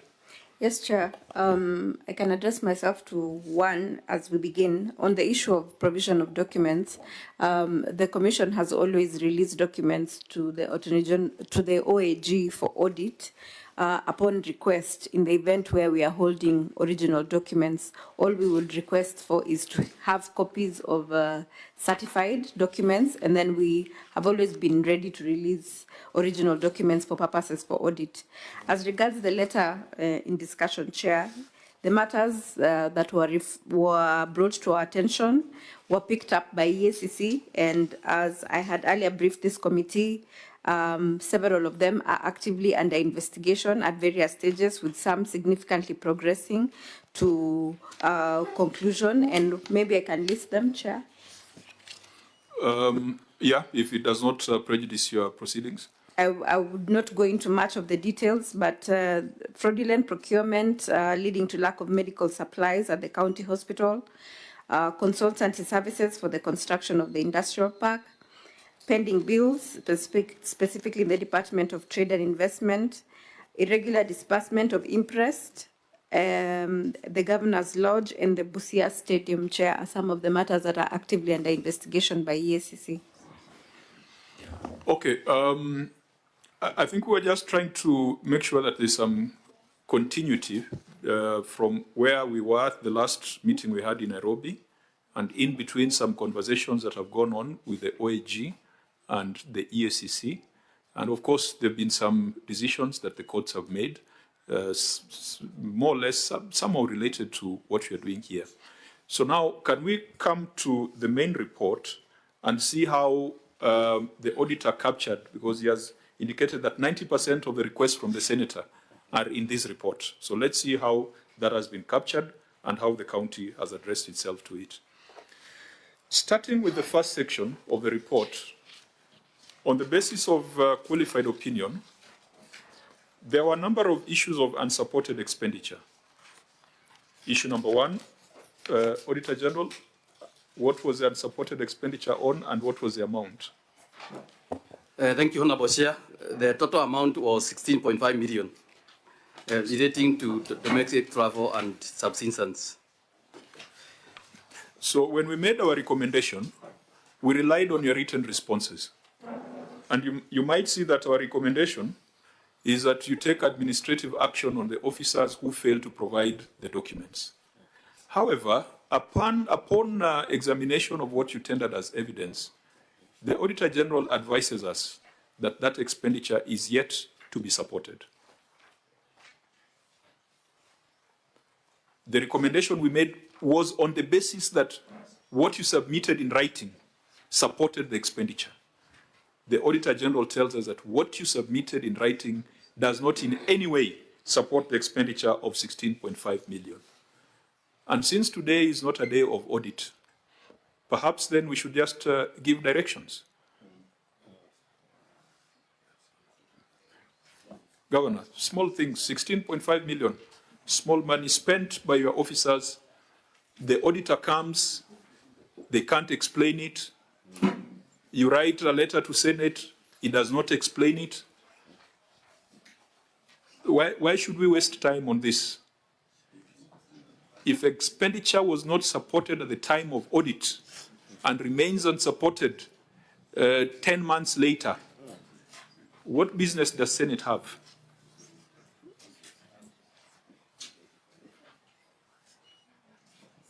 Auditor General, am I misrepresenting the facts? Is the 16.5 million supported in your view? No, they only produced evidence of travel. Of? Evidence of travel. Okay. But other documents were not provided. Evidence of travel. Yeah. I can see here, Chair, that the auditor has been courteous enough, Governor, to specify the documents he wants from your team. The invitation letters to attend meetings or conferences, attendance lists. Who was the file? You submitted. Chair, let me allow my chief officer to say something. And it would be useful just to say in your file, evidence number 1 is the page 2, number evidence. Just point us to the evidence, because this one does not require theory. Thank you, Chair. I would just want to confirm that the file having surrender documents was actually provided to our auditors. Yeah, but the auditor is here. The auditor is a professional constitutional body sworn to a professional code of conduct. Evidence of the same. CEO, are you sworn to a professional code of conduct? Yes. Which profession? But we should have. I'm a certified public accountant. You're a certified public accountant? Yes. ISPAC number? 20335. Clerks take note of that so that if there is any misrepresentation, we can make the necessary referrals. Chair, are those documents before us? Because in your response you have referred us to these appendices. When I open my file, Appendix 1B says surrender documents for 16 million shillings. Yeah, it's a but then there are no surrender documents here. Thank you, Mheshimiwa. It's a big file, and we gave it to the auditors. That's why we could not be able to. Now, if you want us to help you, you would have a sample of 2 or 3 of them here, so that we ask the Auditor General what's wrong with those documents, because we need to see them. Why would you then give me this file? You know, I don't understand. It doesn't have any document. The other bulky document that would refer you to the file rather than attaching them here again. Are they bulky and more expensive than the 16.5 million queried? You can send me where they are. Are they at the bus park or at the border? Sinani can confirm it. No, Chair. Senator Wambua? So, Chief Officer, so there is Appendix 1B, right? What is it? What is it? I mean, we have it here. What is it? Where is that file? No, you can do better, my friend. If the file was with the OG and the OG is telling us he has not seen it, and I can also not see it, we are unlikely to believe that you are the one telling the truth.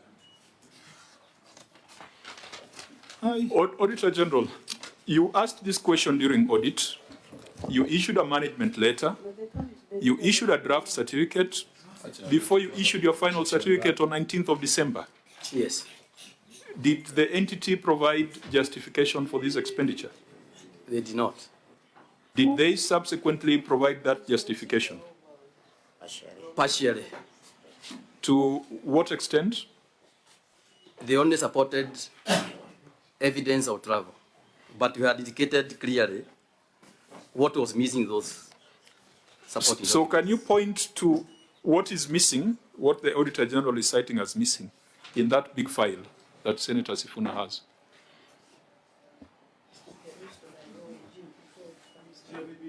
Pete, you're saying we provided evidence of travel, but you're saying we didn't provide what? Invitations to the meetings or conferences. Attendance register. Boarding passes also? Boarding passes were provided, or any other evidence of travel was provided. And I think, Governor, it's not an idle thing.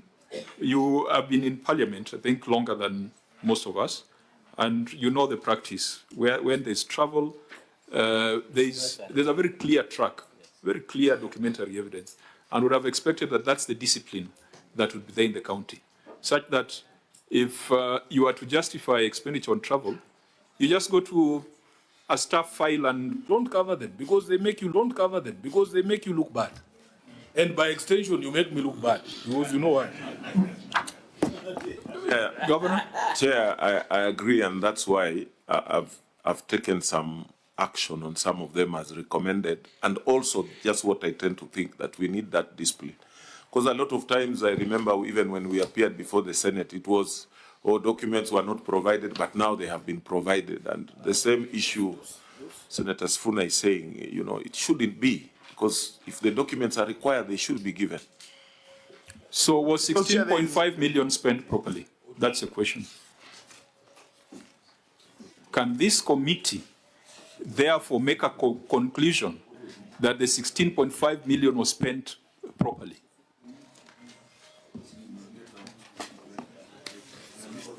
Chair, as he thinks, Chair, was there maybe, Governor, before you respond? Chair, Governor, I'm at a loss. Did you table the file that you say refer in Appendix 1B? Chair, I don't think, has it been tabled formally? And do you allow supply of documents to be done? Governor, it is not to the satisfaction of Senator Sifuna. It has to be to the satisfaction of the Auditor General. It is their case. And they are saying that you have not proven yourself. Maybe. You see, Chair, I think that the problem that we find ourselves in here is that the Governor and his team would want us to carry out audit now. That's what you're asking us to do. You are pushing us with documents that we can carry out audit here. We are not auditors. That's what we can never do. Secondly, Chair, from Appendix 1B, Appendix 2, Appendix 3, we are being told, refer to file, refer to file. Which file is this? Chair, I think these are the files they say they had provided to the auditor. When? And I think the auditor is in a better position to. Though members, I think if we are not careful, we'll end up doing the audit here. Correct. And that is not the intention of this exercise. We must ask the Auditor General to guide us. Auditor, if it is your case that the expenditure has not been supported, then we cannot reach a different conclusion. So Auditor? And Chair, in addition, then we are also handicapped because we cannot proceed without all the documentations attached. And that is why I still insist that the governor and the team was not ready. Auditor? Honorable Chair, even if you pick any surrender voucher from any of the file that are, even one of them that is before me, what is only supported is evidence of travel, nothing else. We had specific Chair, I think it is very easy. provided, including attendance registers and Yes. Yes. It's very Those easy to provide who attended the meetings. You know, travel documents are there, but who attended the meeting? And where was the meeting? Yes. Where are it's quite simple. The invitation. Can we, members, just to try to make some progress, that was domestic travel. Let's see whether they are doing better on foreign travel. That is the next unsupported expenditure of 18.49 million. Auditor General, has that been supported? 18.49 million on foreign travel. Honorable Chair, equally, this is only supported by evidence of travel. We had specific issues in this. One, 80% of the first services were given to one firm. Justification for that has not been provided. Number two, we had a problem with acquisitions. They didn't have clear instructions of the date of travel, number of persons traveling, destinations were not indicated. Again, programs that are attended and registers were not provided. Except the evidence of travel, all the other documents have not been provided. Justification for awarding to only one firm, 80% of the services have not been provided. So it's not supported. Again, Governor, when you did your written submissions, we gave you the benefit of doubt and took the view that you had provided the supporting documents, you only provided them late. And that's why our recommendation was just administrative action. But it emerges that the auditor still questions the accuracy, completeness, and propriety of the 18.49 million. You add the two together, domestic plus foreign, that's 35 million. That's 35 million. Does it concern you, Governor? And again, maybe before you make your submission, even starting from where we started from, where we are saying that when people are designated certain responsibilities in writing, they must take responsibility. I know you are not the one who does these things. You are not the one who does interest management. You must call people to order. A former minister cannot sit in front of the Senate discussing bus tickets. Governor, it's making you look very bad. Chair, I think I agree with you, and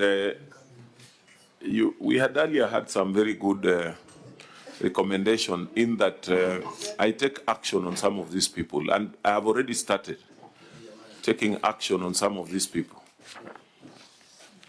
But what happens to the 35 million? Chair, as you say, some of the information that is lacking is what we need to check. Because you say it's partially provided, they have just partially given traveling. But as you say, this is a standard procedure in public service. If you are traveling, the invitations, whoever is doing, it's a standard thing. So, Chair, you would not even imagine that such a thing would also be an issue at this kind of table. And that's why you are saying it correctly. It should not even be a matter that, we are discussing at this level. Because So you failed to I'll account, just take action on the it officers is concerned. recovered. Because that's where I want us to go to. If you fail, if someone is given money to travel and they cannot provide the documents, there is a recovery through the payroll, isn't it? Has that action been taken? As I said, when I thought that this document has adequately, the answer has adequately, the documents have been provided. And as you look at it, because of the bulkiness of the file, we were only having annexes. And we said, have you provided all this? And if you get an answer, yes, Chair, sometimes you may not start auditing, just like you are saying here, to say, is this attendance list there? But as you say, an officer concerned should have done that.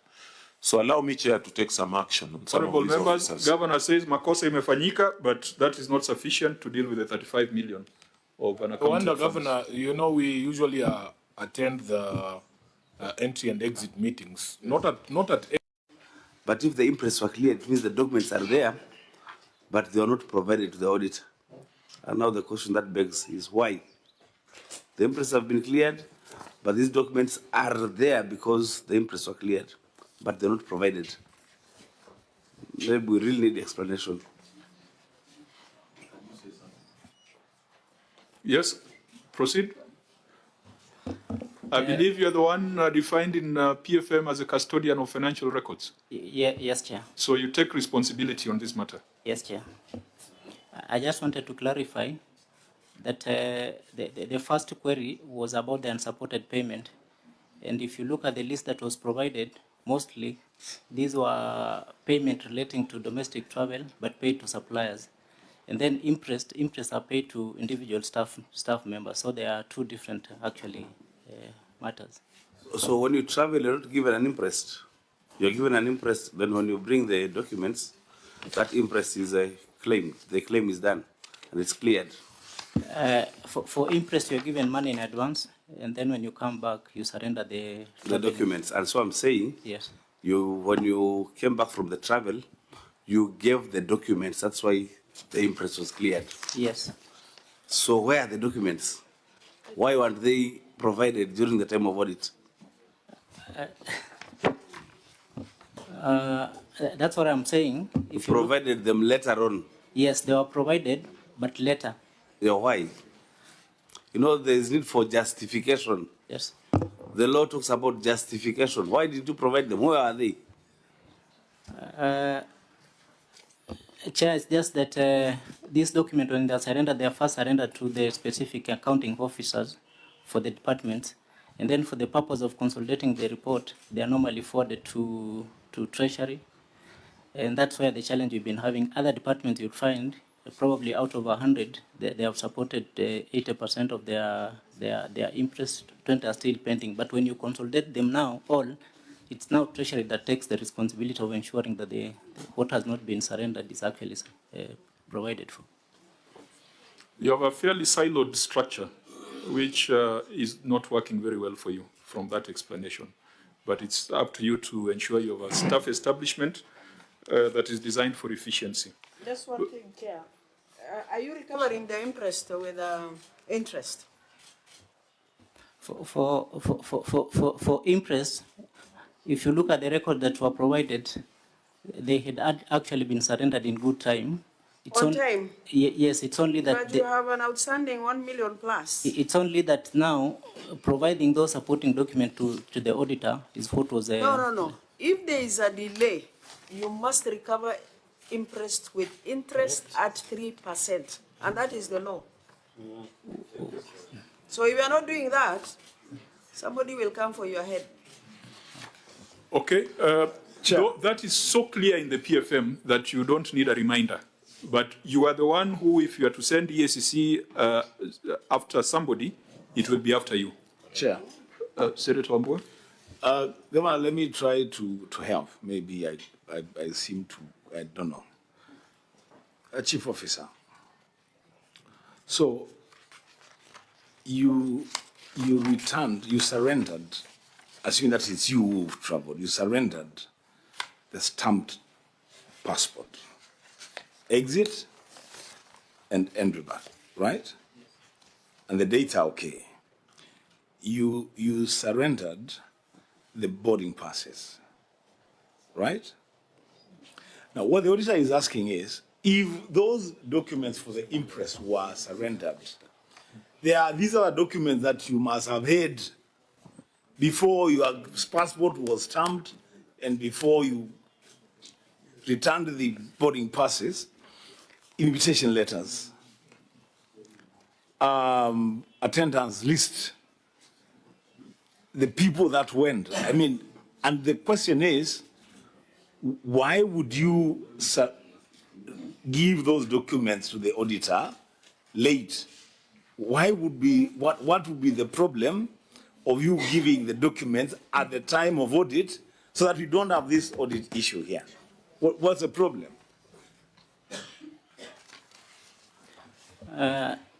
Through the chair, I think if you look at specific cases that the auditors identified, there are some that will be able to provide invitation letter to show that we were invited, but will not be able to provide the attendance register. Point of order. You said you are certified by ISPAC.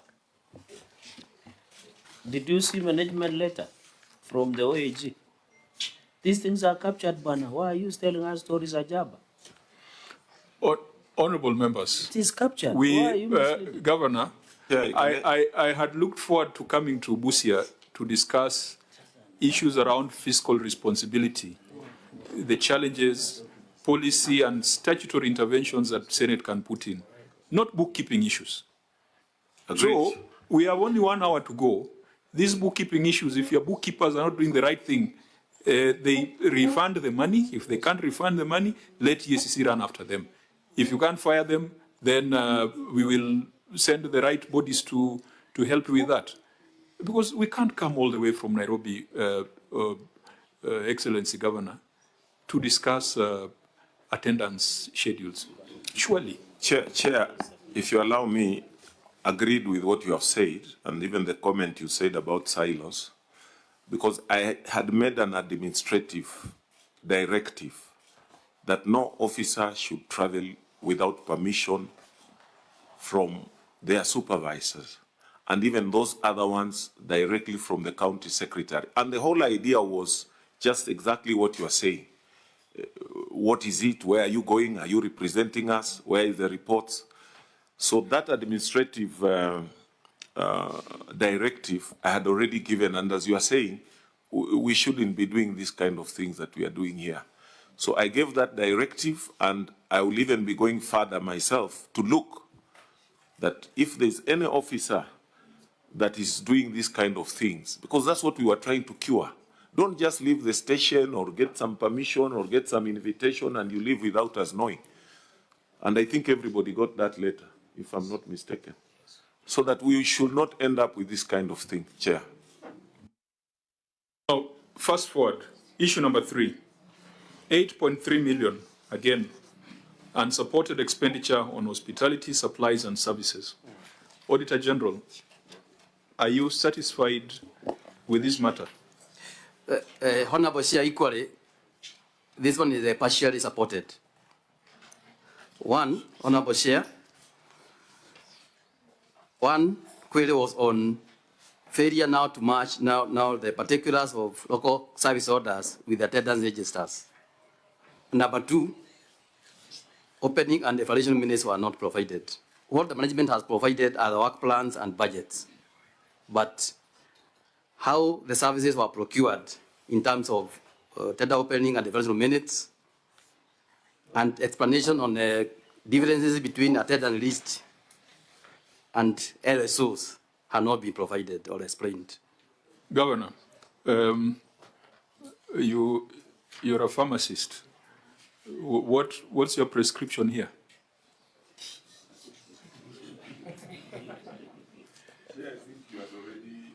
I've already taken some action, as you had even recommended, and even before that. I think the other thing now is maybe even just to go further, because I thought they had already provided everything. Members, am I the only one who's struggling because I need to keep reminding myself that this is a Senate. This is a sitting of the Senate. And yet the conversation we are having is not conversation fit for the Senate. It is even being made worse by the fact that somebody has arranged to blow the smell of ugali into the room. At this hour, Honorable Chair, some of us must answer to that call. I know for Edwin Sifuna, 1 o'clock smells like ugali. So now on this unsupported expenditure, let's just pronounce ourselves. We are not using the time of the Senate well, and the county is not using our time well. If there is unsupported expenditure of 8.3 million, when you are writing our report, we will make adverse recommendations on that for recovery, and if recovery cannot be done, investigation and prosecution. On unexplained variances and grants and transfers, Auditor General, was this addressed to your satisfaction? And unfortunately, I have to ask this question because we relied on your written responses and we took them to be true, only for the Auditor General to tell us that they are not supported. Is this supported or not? Honorable Chair, this particular matter is an accounting error, and it ought to have been rectified before the certificate or the financial statement for the funds and for the executive was certified by the Auditor General. So that one has not been addressed. When you say it was an accounting error? They ought to have reconciled the two, the financial statement for the respective funds and the county executive. Auditor, tell us, when you say that Busia County Education Support Scheme, 117.5 million left was received by, was received in the fund? Yes. 117 million? Yes. But what left the executive was 125 million? Yes. So what happened to 7.5 million along the way? The same amount, 125 million, ought to have been reflected in the financial statement of that particular fund, 125 million. So why are you calling it an accounting error? Because when money leaves the executive, the same amount should find itself in the fund. How is it possible? Because one should be the source of the other, and vice versa. That is only possible in IBC mathematics, where there's a difference between polling station and bombers. Bukati math. Honorable Chair, management has explained that these were timing differences. And the timing differences, in our opinion, did not apply because the financial reporting period is 1st of July to 30th of June. Okay, Governor, please just picking one sample so that we can deal with one and move to the, like that one, the education support scheme. How come there's a variance of 7.5 million? Maybe, Chair, as he answers, I can see one of our recommendations was a more direct, Governor. One of our recommendations was the administrative action. So as you answer the chairs, give us, because I'm trying, Chair, I'm really struggling because all the annexures of Governor says refer to the file. And when you go there, they don't exist. So can you guide us where your response is and the administrative action? Because 60 days are over. When did we make this recommendation? Was it in March? And today we are in October. That's how many months? Almost 7 months down the line. And we had given a recommendation of 60 days. So, Governor, as you answer that, what action have you taken against the accounting officers and other officers responsible? And kindly refer us to the appendixes that we have indicated. And one of them is Appendix 1A, which is not part of these documentations that we are provided. I yield, Chair. Okay. Governor? Let me first of all have my county secretary say something. Thank you, Chair. Honourable Member for the query.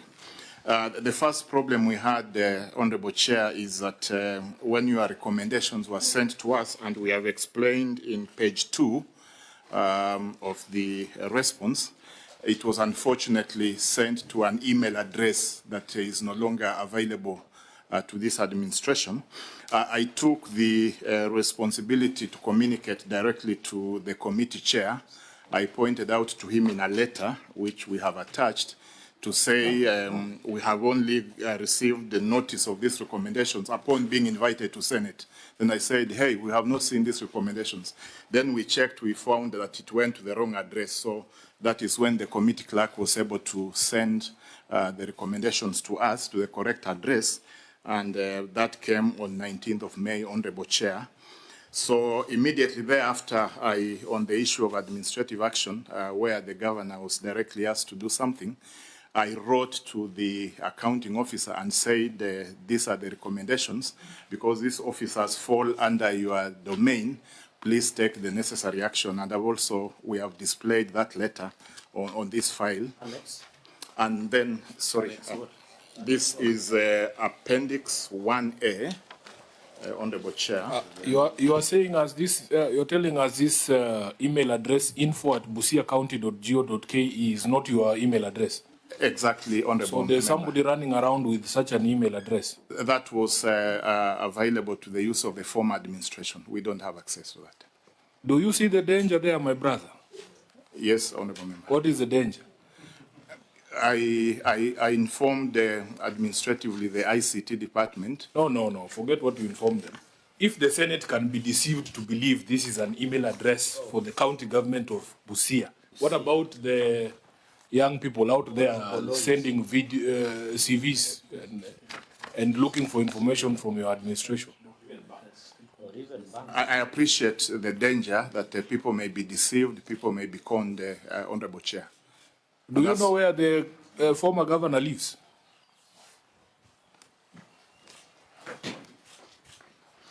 The governor went with the email address. Sorry, he's a resident of Busia.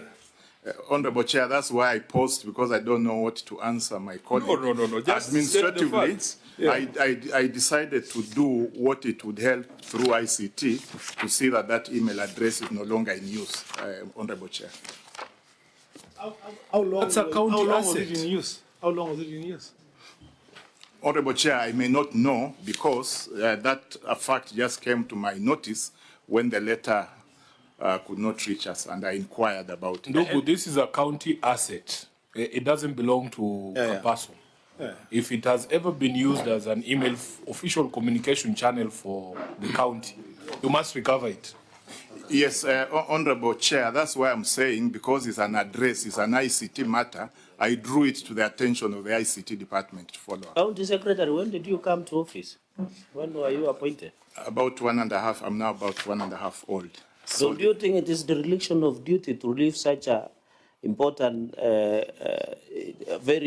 a serious oversight on your part? Because one, when the previous administration was handing over, they handed over, there is an Assumption of Office Act.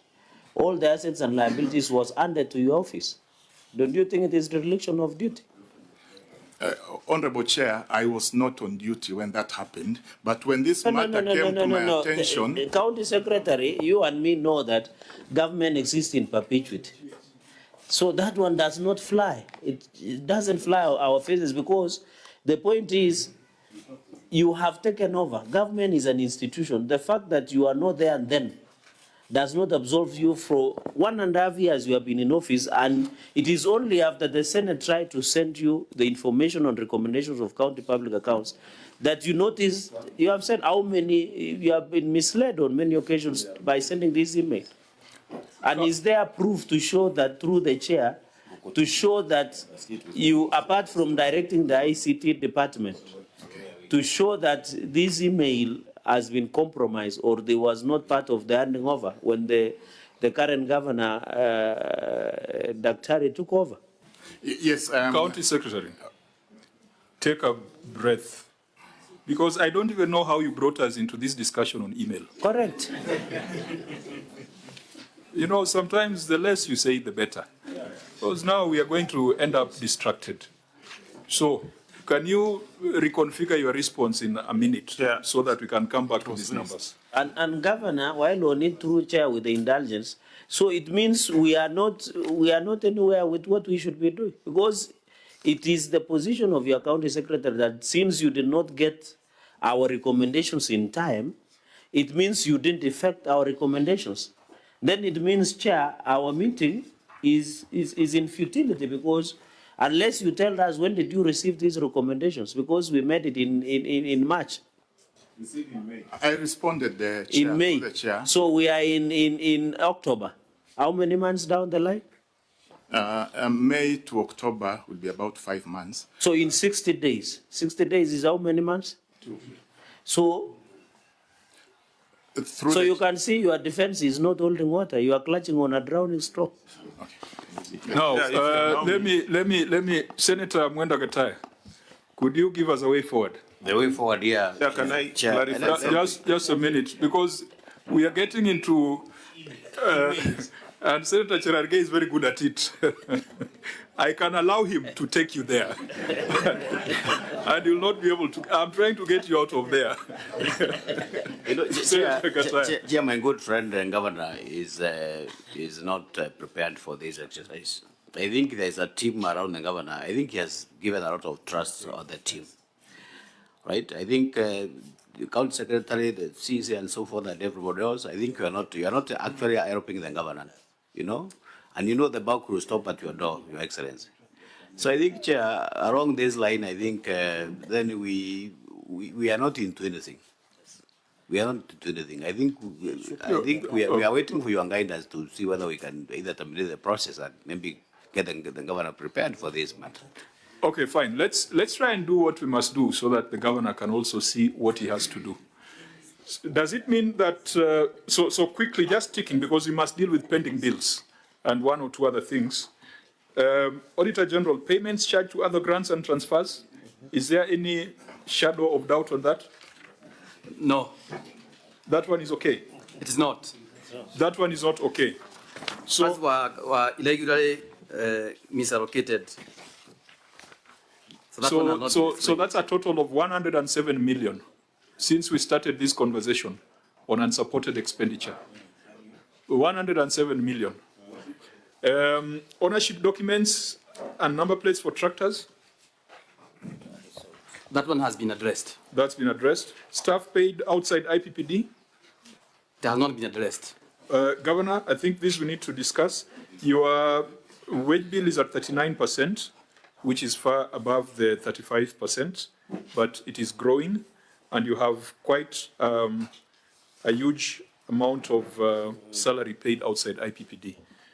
What is the explanation for that, and what is the mitigation?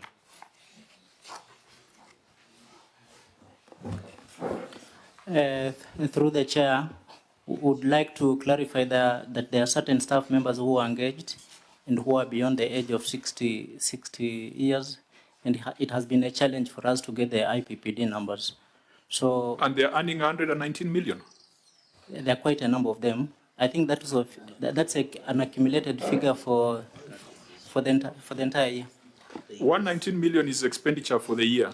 So you're saying that staff above 65 are earning 119 million in Busia in a year? No, I'm just responding to the issue that you raised about those staff members who are paid outside IPPD. Yes, that's where I am. Yes. And you are saying that they are staff above 65 years? No, 60 years. Above 60 years? That's number one. And there are others. How many are they? I think we have, in total, there are around 47. 47 above 60? No, there are some outside IPPD, those who are paid outside IPPD. Yes, that's the 119 million I'm querying. Yes. And then there are some who initially worked for different agencies within the public sector who have also been having a challenge of being allocated those IPPD numbers. So those two categories account for the 119 million? I need to confirm with the figure, but I was just trying to explain the reason as to why some of our staff members have been... Officer, you're an accountant. Yes. You support your argument with numbers. And you say this is the table, these are the staff above 60, the ones who are at TSC or National Police Service Commission, we understand, yes. And this is a total 119 million. We have that summary. Where is it? Not in your response. In your response, we were just trying to take your recommendation that you had given to us. But if you look at the the response that we gave to the auditor, we were able to give those staff members who are being paid outside IPPD. Auditor, was that provided? We came up with that 190 million from the document we got from the management. But explanation why they were paid outside the system was not satisfactory. And that issue has persisted in the current audit. So that's an accountant to accountant. Can you tell us then what is the way forward? Chair, we had even written to Public Service Commission that they try and come up with a system that would allow those staff members who are engaged by the above 60 years, a system that would allow them to be awarded, to be given IPPD numbers. But officer, how many are they? Because you are saying above 119 million is an average of 1 million per month. Like an average of 1 million per month. Even if there were people on 50,000, those are 20 employees. So who are they? Chair, who are they? Which kind of people are allowed to be employed? Are they PWDs? Are they advisors? Then, so that then we can get the list. And then number two, if you pay them outside IPPD, how do you pay them? Do you use payment vouchers? Governor, that explanation will not make any sense to anyone. Yeah, because I saw Professor Julia outside. I hope she one of those. I hope her name is not on that list. Yeah, because Governor, when governments is that why you are hiding the list? when governors, when leaders are trying to look for opportunities for young people, you want us to create a system to employ old people. It's very unfair, Governor. That one, we will not accept that explanation. Who are those people, by the way? I did. Let the HR chief officer say something. Yeah, and she should give us, quickly, Chair, the segregation to show that total of 119 million. We want to know. Chair, you know in some counties there were people called sanguenas. Governor, are you aware in some counties there were people called sanguenas? There is no Sangwenya who is 60-year-old one. That's what I'm saying. Sangwenya will be 60-year-old. In some county which is neighboring to you, there were people who were hired like this to take money. Can you dispense us from thinking so? Okay. Thank you, Chair.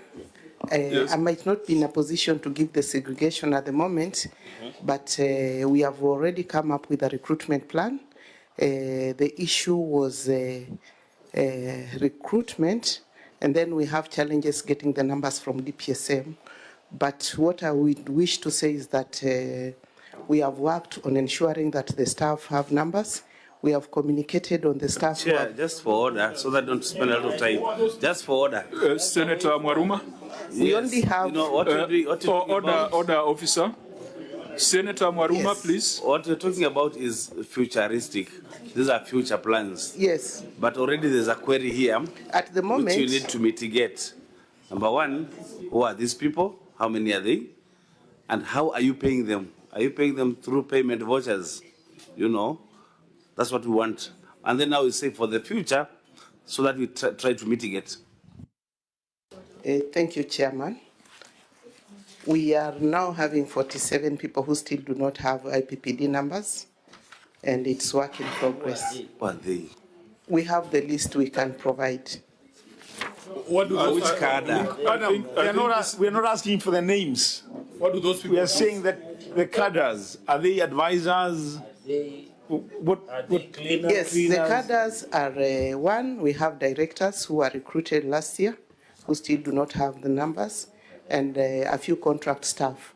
The advisors are very few. They are around 4, but we are reactivating their numbers. We only have one advisor who is over 60 years, who is the economic advisor, and we have been working with her to ensure that she gets her number with her former Ministry of Petroleum. So these ones who are over 60, who are they? How many are there? Over 60, yes. Some of the staff who are over 60 are persons with disabilities. And in the leadership, we have 4 CC members who are over 60. Yes, around 4 CC members over 60, 1 advisor. And members, I think it would be Anita. Yes. And this one we can direct that we need to get that list that you are saying you provided to the Auditor General. Correct. The Auditor General has indicated this content with that list. And Chief Officer, you said that list was provided to the Auditor General. So it is not here. It is not with us here. Do you have it? I have the list. Can you table it? So let me organize to get it. But you said you have it. Can you table that list? We want to see who these people earning 119 million are and why they're not in IPP. Fundamentally, Chair, I don't think, Governor, you want the impression to go out there that Busia wants a system to be able to take care of 60-year-olds who want employment. We have the data on young people, even from Busia, who are looking for jobs. There is no job category called PWD. What do you mean? There is nothing like that. If you want a PWD to occupy a position of director, the position is director. Then you say you're filling with a PWD. In my own party, the person representing PWD is younger than me, Crystal Asige. Yes. She's a senator and you'll see her here. So you can't tell me we should have looked for a 60-year-old to do the job that Crystal is doing. It doesn't make sense. Chair, I think you have been told in leadership we only have got 4 people who are above 60. And that is the chairman of the County Public Service Board. I think there is one advisor, an economic advisor. There is one CEC. And who else? You said there are 4. Huh? There are 2 CECs, and then chairman of the board, and one economic advisor. Those are the only 4 people above 60 years. How long will it take your officer to table that list? I think that list, have you sent for it? It is not a matter of days. It needs to be tabled. You can send someone to bring it. Yeah, please make sure we must get that list. Just send someone to bring it. Okay, members, can we very quickly... Chair, if you allow me, I hope through Senator Sifuna, you said I should put party matters aside. I hope I'm clear that that impression is not correct, that we have overemployed people beyond. Those are just contractual people, as I said, 2 CECs. That's not what I said. He requested a system. Unless the system of employing people above 60. Yes. No, it was just that. Why would we be and you'll find that system is developed by young people. What is the logic there? Chair, that does not represent the opinion of this government. Okay, let's quickly look at the issue of pending bills, which is important. Auditor General, well, can you just give an overview of your finding? I know our recommendation was a generic recommendation that we gave to all counties in line with the resolution that the House had passed. But let's get the figures and the issues from the OAG. Thank you, Honorable Chair. On the pending bills, the audit could not confirm the balance of 1.8 billion. We compared the report of the control budget and the balance reported. There was a balance of 418 million. We also compared the opening balance for the previous year, the 30th June 2023, and the audited financial statement, and again, there was an explained variance of 102.7 million. Chair, we also noted that petty meals relating to local authority provident fund amounted to 7 million, and petty bills amounted to another 2 million relating to LAPAD were not included in the financial statement. Honorable Chair, we also noted that the petty bills balance of 1.8 billion included petty bills, old petty bills, subject in back to 2018-2019 financial year. And finally, petty bills were not charged, were not treated as a first charge to the capital revenue fund as required by the law. Those were the issues, Honorable Chair. Okay, so I think our recommendation was a payment plan to be submitted to the control of budget. It was a very long recommendation, and we believe that this is something that is in progress. But we must first agree on the base. What in your view, Auditor General, was the pending bill as at that point in time? Or you can't tell? We can't tell. We can't confirm that balance. Okay, Governor, what was your pending bill for the period under review? Chair, maybe I'll take you slightly a little bit back. Chair, when we came into office, it was a requirement both by the Auditor General and the ESCC that we do a verification of pending bills.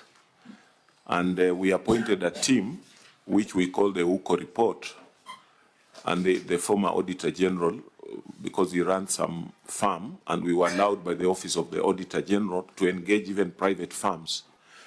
And at that time, they gave us a pending bill of 2.7 billion. 2.7 billion. That is what we are calling the verified, and the report is there. Now, the other thing which we also discussed is how to start taking care of that pending bills, because that was all the way from 2013 that was carried over. And then subsequently now, in these other subsequent years, we have also had expenses. I don't know how much that has added to that currently. For that financial year, it was 1.8. In? Yeah. It was 2.7 plus.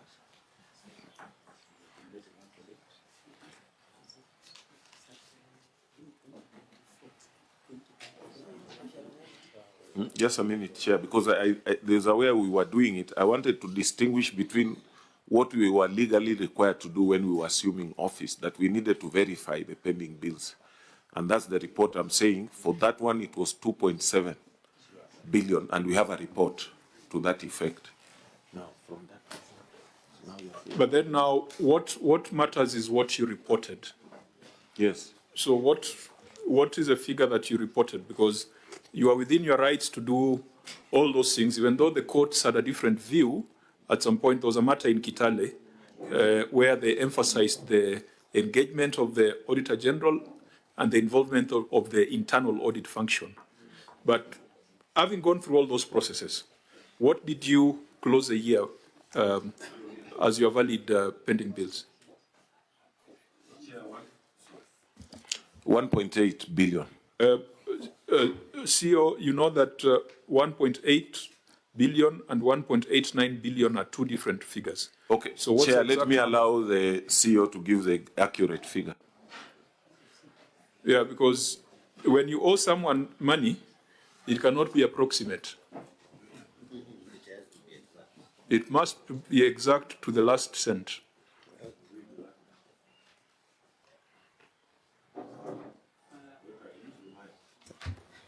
Chair, just allow me to quote the exactly figure that was our outstanding balance as Yes. at the end of that financial year.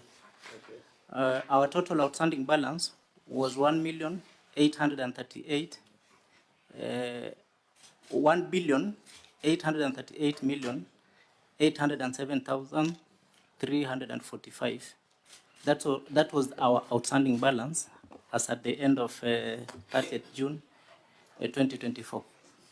So how was that different from the balance carried forward?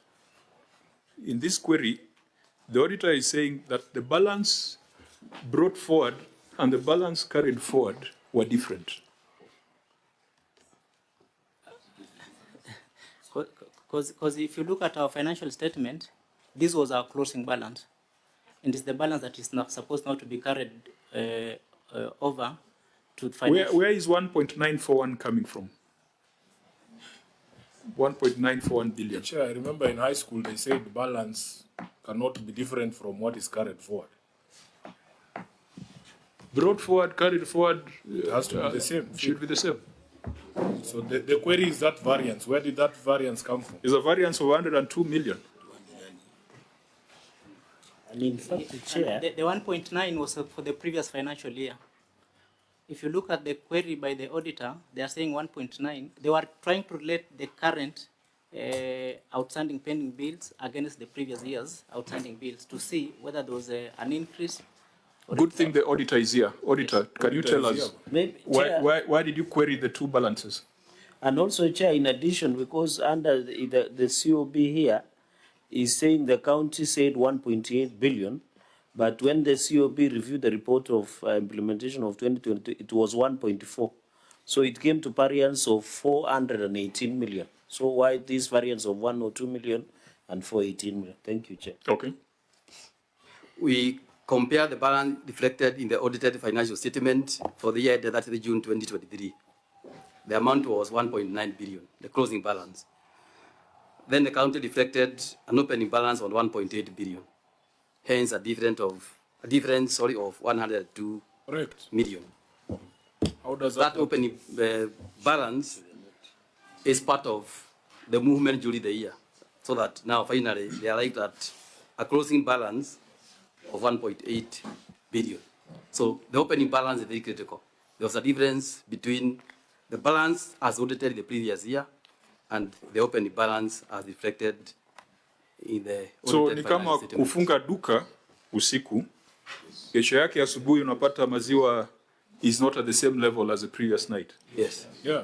So, Governor, surely, what is that all about? How can your closing balance be different from your opening balance? Yeah, Chair, I'm also a bit baffled with what I'm saying. I told you, Chair, it's not a laughing matter. Chair, I would like to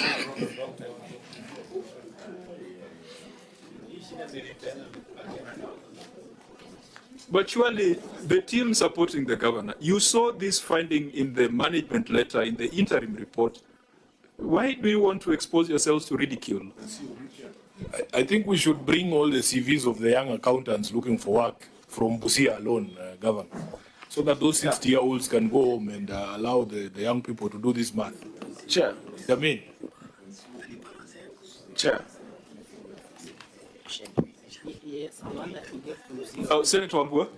Chair, I want to find out from the OAG. The one that was given to OAG. Did you engage the management on this audit queries? Yes, we did, in very many occasions. But they seem to be seeing these things now, here. I mean, the governor is saying he's baffled. I don't know. Chair, what are we doing here? You know, Chair, let's just be honest. Let's just be honest, Chair. What exactly are we doing? Are we carrying out audit, or what exactly are we doing here? I don't understand. The chairman of the audit committee,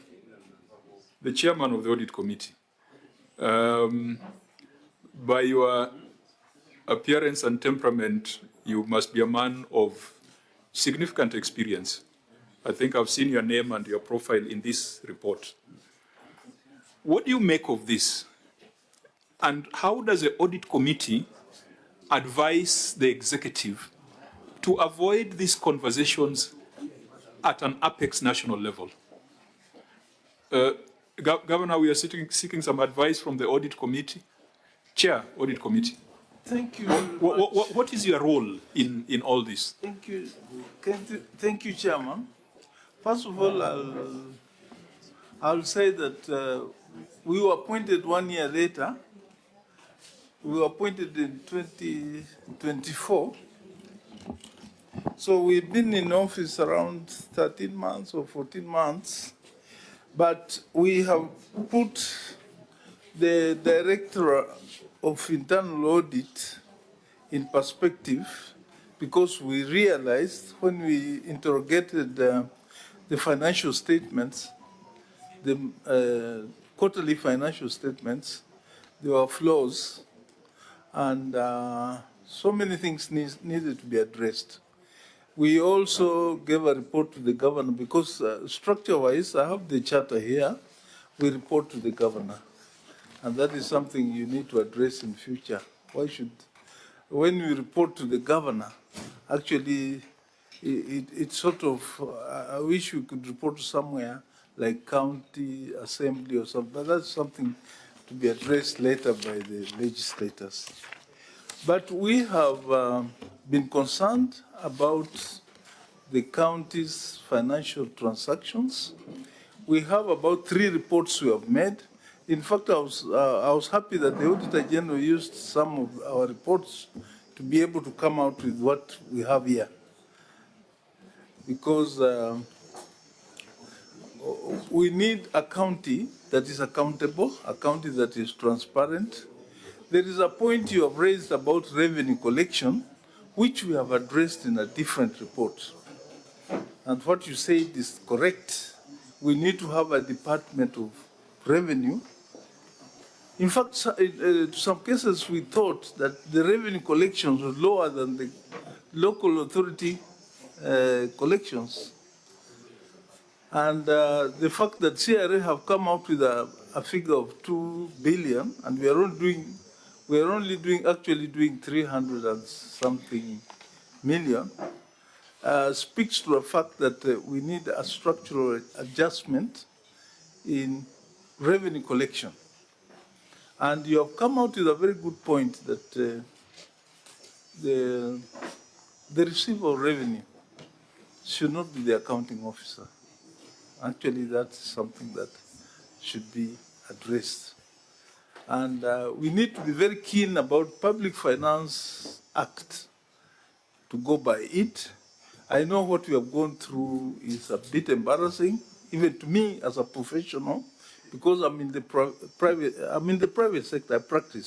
I do practice accounting. But when I come here as an oversight officer, my advice also remains an advice, because I cannot execute that advice. But what I can assure you is we are working very well with the Auditor General Corporation. When we started off, the entry meetings were not being invited, but because of that push, now we are being invited. Even the last exit meeting, we were invited and we did quite a number of contributions.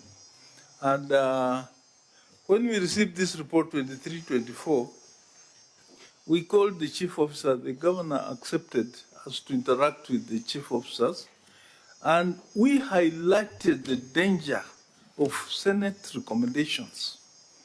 The Senate recommendations were very serious: recovery and administrative action, and also legal proceedings. Because you cannot take an interest. Sorry, Mr. That's Joseph Owanga. Yes. Joseph Owanga. Yes. Yeah, because of time, because we are almost getting into 2, you are making some good points. Yes. But I would like that those points you're making, you must find a forum with the county executive so that you are able to share, because you've got that responsibility as an audit committee to play some assurance role, an internal assurance role. Yes. Because the reason why I brought you into the picture is, if balance brought forward and barrels carried forward are different, and that finds its way into a national report, we have just found out something. Maybe before you make that conclusion, let's allow the chief officer just to say the difference between 1.9 billion and the 1.8. Okay. Yeah. Yes. Thank you, Chair. If you look at the audit queries that was raised, the source of the 2 figures, they are saying the 1.9 billion was the closing balance for the year ending June 2023. That was the closing balance for the year ending June 2023.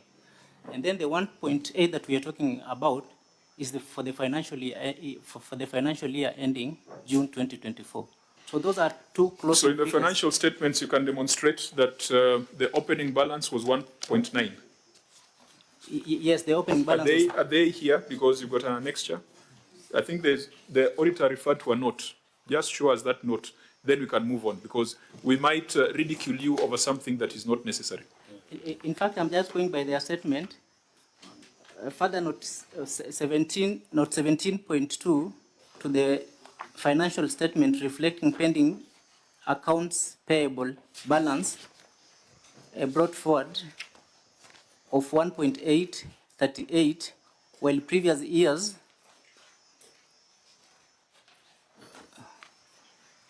Chief Officer. Yes. I am looking at note 17.1, pending accounts payable.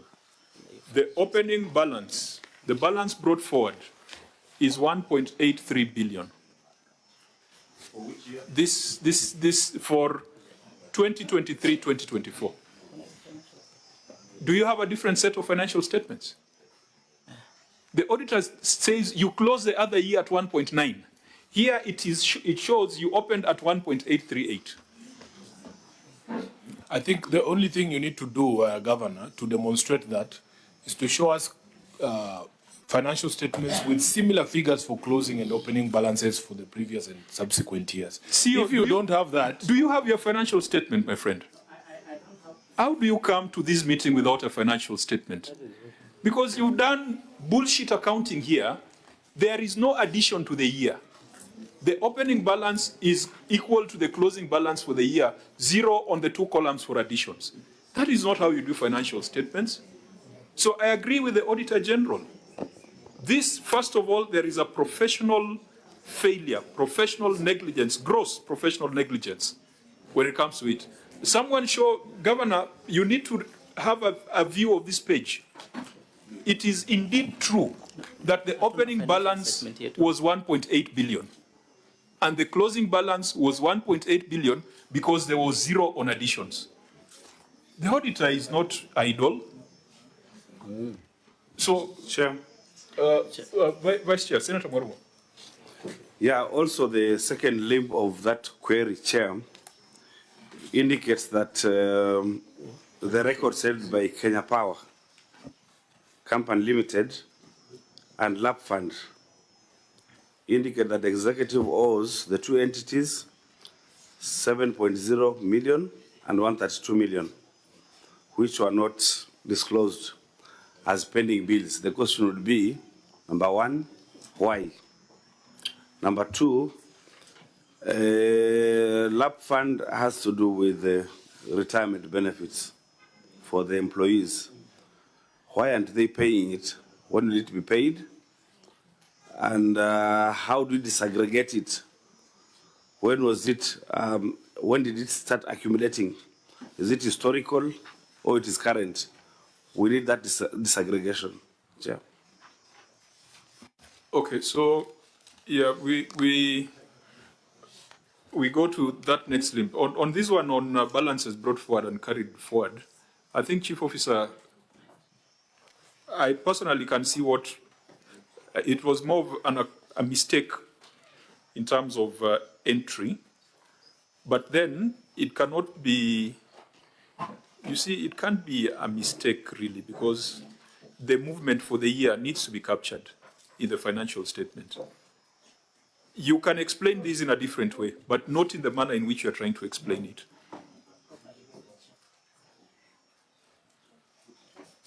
No, but the governor does not seem to understand. I think he's still perplexed. I've seen where the problem is. Can you explain it in a way that the governor can understand it? I think, Chair, I want to agree with your explanation. It's that I was referring to the audit query the way it had raised, and that's why I picked that the 1.9 was for the financial year ending 2023, and then the 1.8 was the closing balances for pending bill for the financial year 2024. But I didn't have now. Can I put it this way? Yes. That you are too lazy to reflect movements for the year. That's why your opening balance was 1.8, your closing balance was 1.8, movement was 0. It gives the public the impression that you are stealing using pending bills. Probably I've looked at these 47 of them, so I might not reach that conclusion, but someone else might reach that conclusion. So, Governor, can you explain it now, if you have understood what the problem is? Why brought forward and carried forward are different?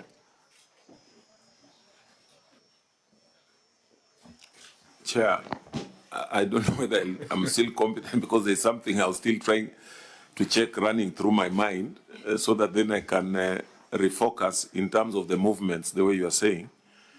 Because there's just a document I'm trying to look at. No, no document will help you. Yeah. There's no document. It is just an accounting issue. It might look like an accounting issue, but it could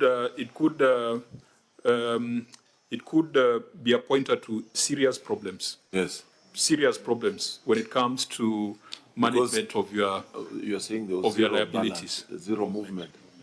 Yeah, zero. Okay, I think I'm trying to get what you're saying. That I think this you pay this guy a salary to. He's the one who's supposed to explain it to your satisfaction. Governor, we are all at this point relying on our business education from high school. So, as lawyers here, we're also struggling the way you're struggling. But we depend on the professionals to know what to do. What should you have done, Chief Officer? I think, Chair, I do agree that our closing balance for the financial year ending 2023 should have been our opening balance for the year opening for the financial year 2023-2024. And then you should have reflected the movements to get to 1.8. Yeah. Okay, because of time, let's go to the other limb on the LAP fund, the question by Senator Maruma. Now, Chair, I would want to clarify that there are quite a number of liabilities that we inherited from the defunct local authority, and which I think discussion is still going on under the Intergovernmental Relation Technical Committee to either assign those responsibilities to national government or county government. I think that was the reason as to why we had not recognized those liabilities, and there are quite a number.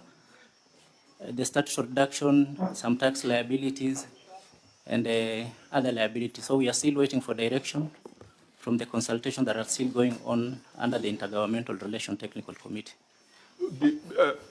I don't find that to be satisfactory, but because of time, we could ask the Auditor General to keep it in view. Senator Maruma. And maybe so then, in addition to Senator Maruma's, is on the aspect of statutory deductions, because whether it's part, whether statutory deductions were being remitted in this aspect. Was it remitted, Bwana CEO? That's what I was saying through the chair, that they go beyond even, LAP fund was just one of them. There are even other statutory reduction like for NSSF that we inherited from the defunct local authority, which have never been settled up now. We What are still about KRA?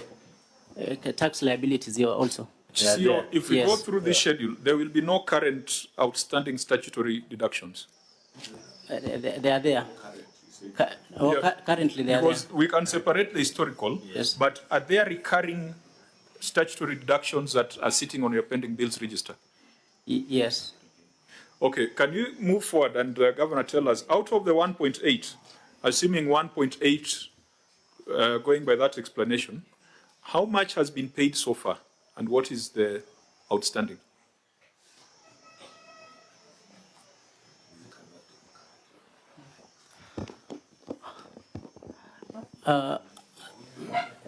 Chair, I may not have the specific figure. But part of a recommendation was a payment plan. And that payment plan should then inform us on what you have paid and what you haven't paid. Look, you might be having contractors out here who are demanding money from the county government. It is our duty as a Senate to ensure that that money is paid. Yes. Because we have played our duty by releasing money from up in Nairobi. Yes. So you can't tell me, you can't tell how much you have paid. Chair, I just said, from the initial figure they had requested for the long outstanding balance of 1 billion, already 242 million has already been paid. But now relating to the 1.8 that you had asked, we continue to pay them, but I may not know, I may not have the records now to show how much has been paid. How much does Busia owe service providers? That is a figure. I'm sure you know how much you owe banks in case you owe them. 2.6. That's in case you do. How much does your government owe? 2.6.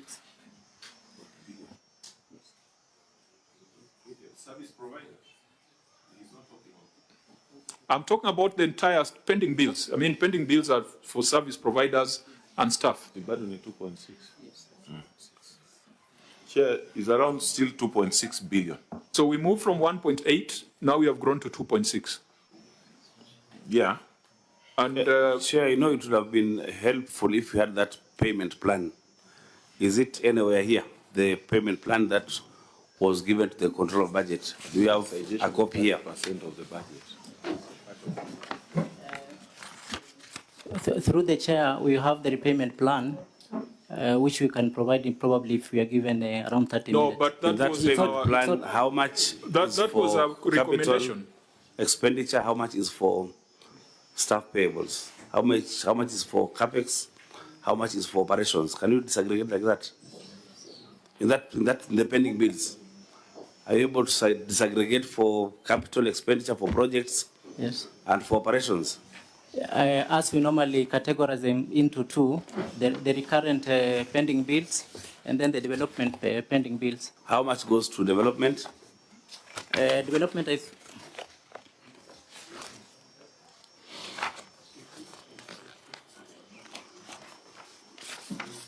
Governor, there is a place I would want your team to go for benchmarking on management of pending bills. Luckily for you, there are people you know very well. There's a county called Turkana. And they shocked the entire Senate Public Accounts Committee moving pending bills, I think it was from 9 billion to less than 1 billion shillings. Yes. Your other neighbor in Trans Nzoia, if you look at the people who provide services and goods to the county, it's youth groups, it's women groups. You cannot afford to grow the bill that is pending. Chair, that information can't be found now. They can look for it now. If it is not there, then they can disaggregate later on. But we need that list. Is it possible to have all that list for the people? I was just using the gap there as they look for documents to give some advice to the governor here on where they can go for benchmarking on management of pending bills. Because yours is growing, governor, instead of going down. Actually, the fact that note 17.1 that we have already discussed does not provide a proper accounting picture of pending bills just tells you that your records are not up to date. Note 17.2 pending staff payables is all blank, and yet you have said that there could be some statutory remittances that are sitting on your pending bills register. So I think, Governor, please take serious interest in this particular matter. You should be able, when you're asked how much you owe, you should be able to have that number. That to me is not micro information. That is information that a CEO sits with. Members, I don't get a feeling that we have dealt with this matter properly. It is just that time will not allow us to deal with it. But I want to call on the county assembly. These service providers, there are groups in your wards. There are groups, I hope most of them are operating from here, not operating from Mogadishu or anywhere else. I hope they are locally based service providers. I wish that in your consideration, because for pending bills, you are not tied to that 90-day period, because this is something that is work in progress. Please keep an eye on pending bills. If the assembly cannot deal with this matter, then there's no way the Senate sitting in Nairobi can deal with the matter. So I want to encourage Daktari, your committee, if you have not done so, you probably need to do a special inquiry on pending bills. I don't know Most whether of the times, Chair, the county assembly is very well versed with the people who are owed money. Yes. Because they are the people that contractors go to. I remember the situation in Homa Bay. Yes. They went to the county assembly and had to even find the senator for Homa Bay to bring up that matter. We have expressed a hope. This is something I only saw in Trans Nzoia. When you are given a list of pending bills and how they have been paid, you can tell that it is local women, local young people who are supplying goods and services to the county. Do you have visibility on any of that, Daktari, on who the pending bills are and who the suppliers are? Yeah, Chair, as I said, we had. I was talking to the other doctor. I think there's a confusion. There's an over-concentration of doctors here. Yeah, thank you. The doctor from the Assembly. Yeah, thank you, Chair and Super Senator Sifuna. I want to confirm, as a County Assembly, we did benchmark at Trans Nzoia County. We came with a report, which is adopted by the House and forwarded to the Executive for implementation, where we saw there were best practice that the County of Busia could emulate. Equally, as a County Assembly, we raised a motion requesting the status of pending bills, which was forwarded to the Committee of Finance. We expect to get the feedback from the Executive on the status of pending bills. Equally, the COG report indicates a figure of around 2.4 billion pending bills for Busia. And importantly, Senate Chair, that the first charge for any budget is supposed to be a pending bill. So I think we are learning, and as an Assembly, we will purpose, as you have advised, that all the finance committees we able to come forward with measures like the one that Bungoma was able to adopt, that we take upon ourselves to invite those business people who have done business with Busia to make their submissions so that we're able to see how we're able to help this county, also support the governor in the initiatives that we'll be putting to see that we're getting these services right. Thank you, Chair. Now, members, I want to propose that. Just 30 seconds.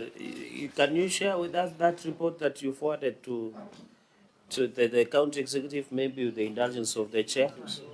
And also, I have noted you. I'll tell the president about you, so don't worry. Please, you don't have to respond to that. We have a number of projects in this report. We have already discussed with the Auditor General that, and Governor, I think this should, you should be concerned about this.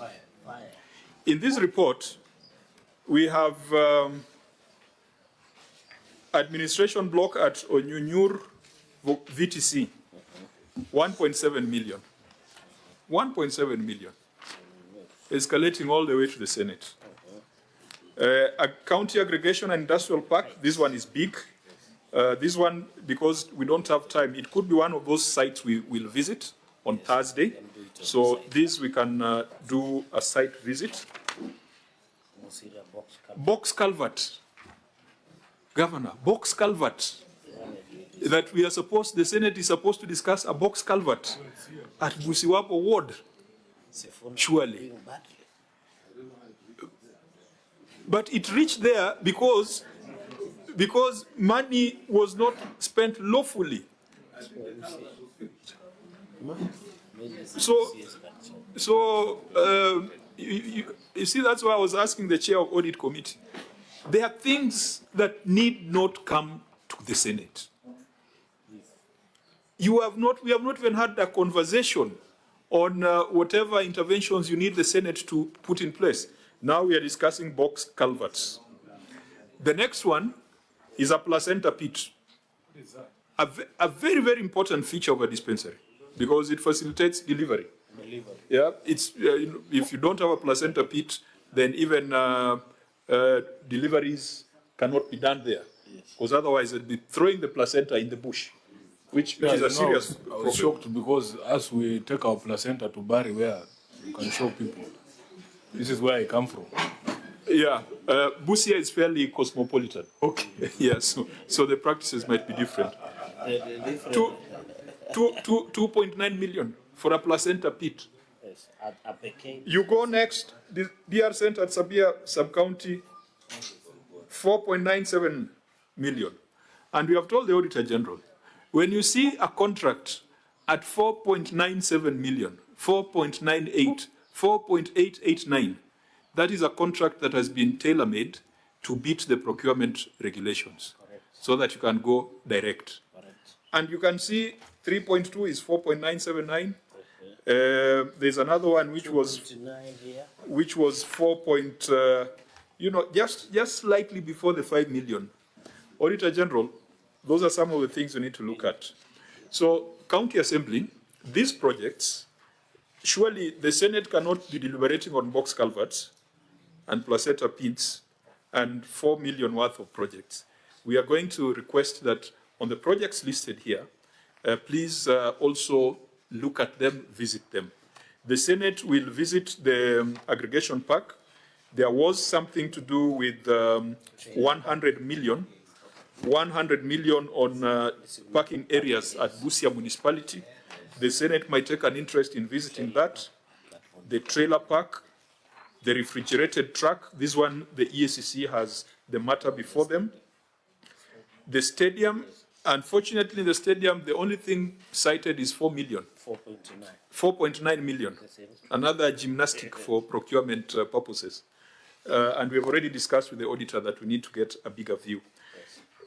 Hospital management systems, these we should have discussed when discussing the receive of revenue report, where you procured a system at 59.8 million, paying 6% commission, and yet it is not rolled out. So, Auditor General, please keep that in view.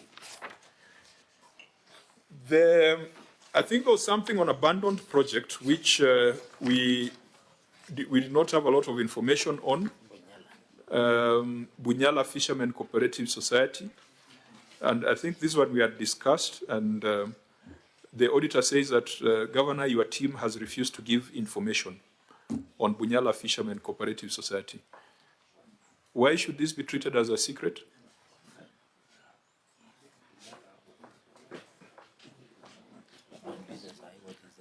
Construction and equipping of a modern filleting room at Bunyala Fishermen Cooperative Society.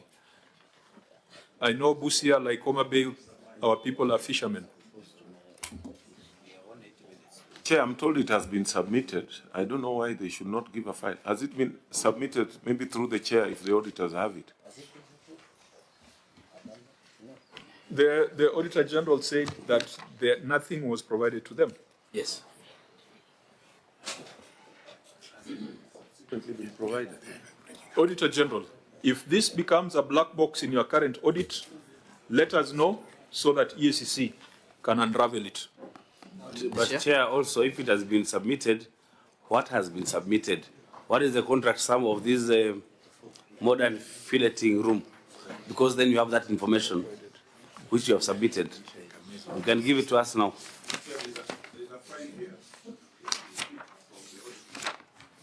Perhaps, Governor, as you submit that file, the query was that the facility had been abandoned. What is the current status of that facility? Is it in use?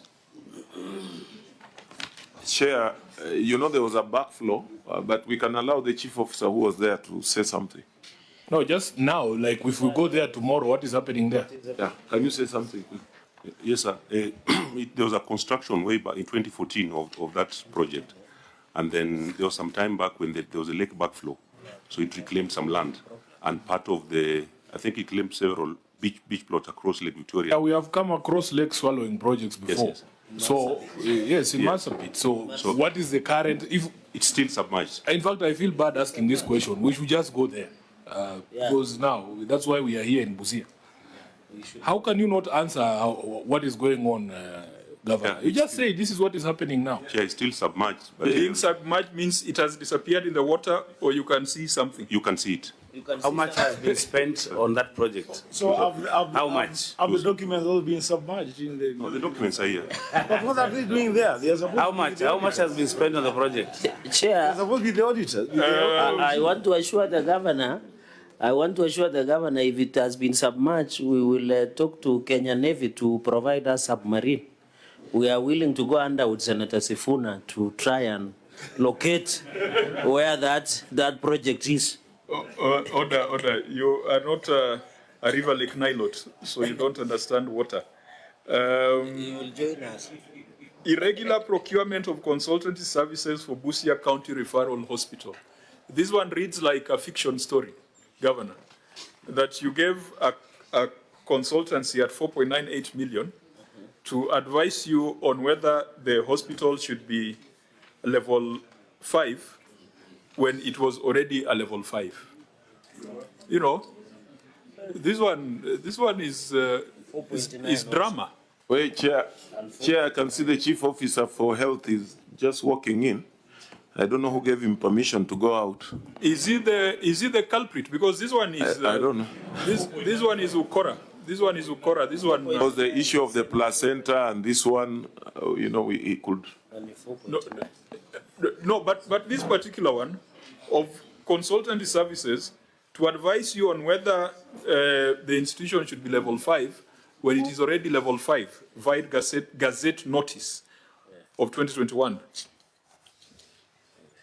Governor, when you read this, does it make sense to you as a CEO? Did that officer give any explanation that you can relate? Because if the boss does not understand it, then it will be very difficult for the Senate to understand it. We have details of the consultant OAG. The gentleman standing is? The Chief Officer for Health. Okay, address yourself to this particular one. Procurement of consultancy services for Busia County Referral Hospital. Yes, thank you, sir. That one was specifically for making it level 5 and especially on operationalization of the ICU. Initially, it was actually registered as level 5, but it was scaled down, and it is now at level 4 because certain services were not there. So that is what the consultants was all about. So that was done, what is required, and the process was started. And Chair, we are hoping to have some money allocated in this supplementary so that we can now operationalize the ICU and then we get... If I ask the ESCC to look into these files, you'll be comfortable? Absolutely, sir. Please, ESCC, take that up. Because on the surface of it, this looks like a scam. Yes. So go and explain that to the investigative body. And Chair, I agree with you, it's only 4.9, 4.9, just below 5 million for Isimangi business because they are not subjected to procurement processes. Why do you have an appetite for 4.9 million, Chief Officer? 4.9, is there... Because the next matter is also 4.955 million. 4.9. Consultancy. An affinity to 4.9. What do you have to say about irregular procurement of consultant services on ICU at Busia County Referral Hospital? Also 4.9.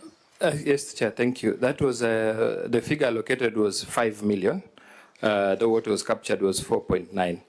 And that was what I was explaining. Oh, that was a different query. That was query number 12. This is query number 13. Chair. Senator Wambua. Maybe, Chair, for the benefit of understanding. Senator Wambua. You know, I want to understand from the governor now, actually. When a facility is being upgraded from one level to the other, what do you need consultant services for? Who is supposed to consult for what? I think there is a requirement for a facility to move from one level to another. It's about service provision. So if you are providing better services at this level, and then some experts in the ministry might realize, no, this cannot be level 2 now, this can be upgraded to level 3. Why do you need a consultant to advise you on moving from one level of hospital to another? On 5 million.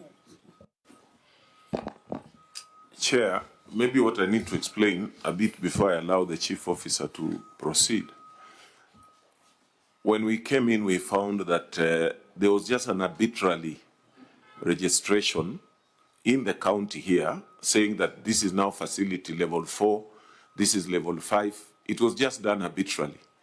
But we all know that there's a method and process which you have to go for that classification. And it's not even done by the county. I think there's a national body that goes through that process.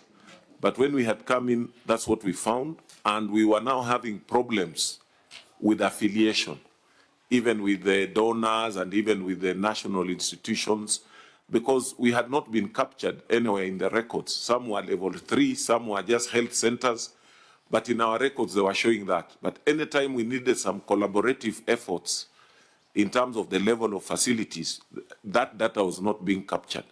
So that's why we So, say, Governor, then you go to a consultant to come and advise you on the level of your Chair, hospital. maybe I can allow the chief officer. But I thought you put it right. There is a way of classifying facilities. But Chair, I see no role of a consultant. let us allow through the chair, allow the chief officer maybe just to explain what else they were trying to capture beyond that. Because I heard him talking about ICU, I don't know what. I think Actually, there was something. the audit queries that there were no terms of reference. Chair, so we cannot allow him to give us orally a term of reference. Chair, coincidentally, if the Auditor General did not get the... coincidentally, Chair, on query number 12 and 13, they are correlated. Because it's about this advice on the Busia County Referral Hospital. And if you look at them, they are 4.9 each, 4.9 each. So it was segregated to beat the law. Because the bottom line is consultancy. So it's almost 4.9, I think that's around 9-10 million. So they separated. They were, Governor, it looks like the advisory were based on the same issue, but they were segregated into two to beat the procurement process. So why were you being advised on the advice to advise? Because the quorum bell is ringing, and Governor, as a former member of Parliament, you know what that means. We might not be able to go much further, but these two related issues, these consultancies, is a smoking gun. And Governor, it should concern you that such matters are being reported about your entity, especially during your time in office. So please go back and take action, take administrative action. It does not mean firing. Administrative action does not mean firing. It could be capacity building, it could be warning, it could be reprimand. But I think these two consultancies, EACC, please add it to your index, because you are the ones with the capacity now to investigate and to let us know whether money was well spent. Honourable members, we'll come to closing remarks, if any. And Governor, I will give you an opportunity to make your closing remarks. I remembered you had not welcomed us to Busia. I don't know whether you are still in the mood to welcome us, or you are in the mood for us to leave.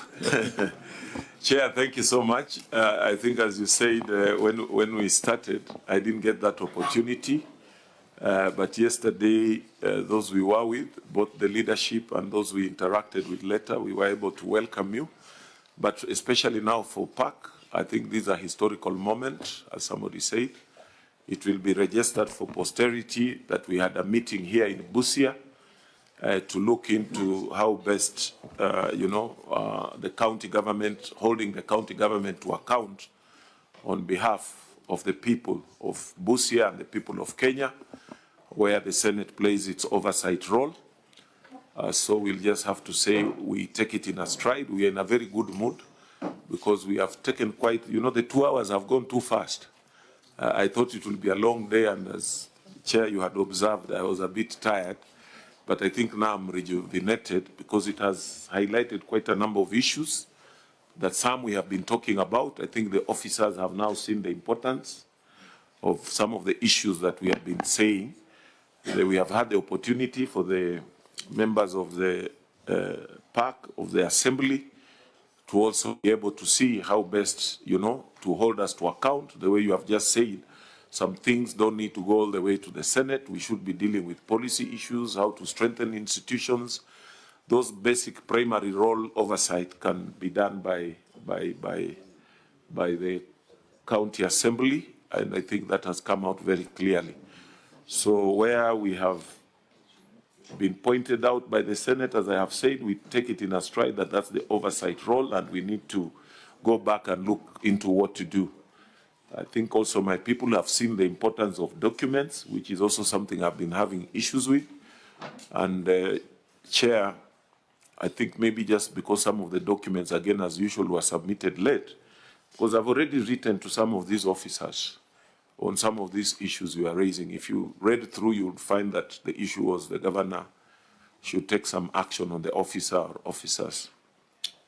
The other issue, Chair, that has come out very clearly, I think in our organogram, either because of the way it has taken long to have the staff establishment, which I can see was also an issue here, it brought out that glaring issue, and it's up to us again to take that administrative measures to make sure we put that in place. And yeah, that's all I can say. Otherwise, I hope outside this, you are going to have opportunity to really see the human, what can I say, the social side of the Senate. Some people may think here that now, because of the questions they were being asked, they will be saying, hii watu ni ngumu sana. But I hope they are also going to have opportunity to see the human side. I mean the social side as we interact. I'm not trying to say we are not human.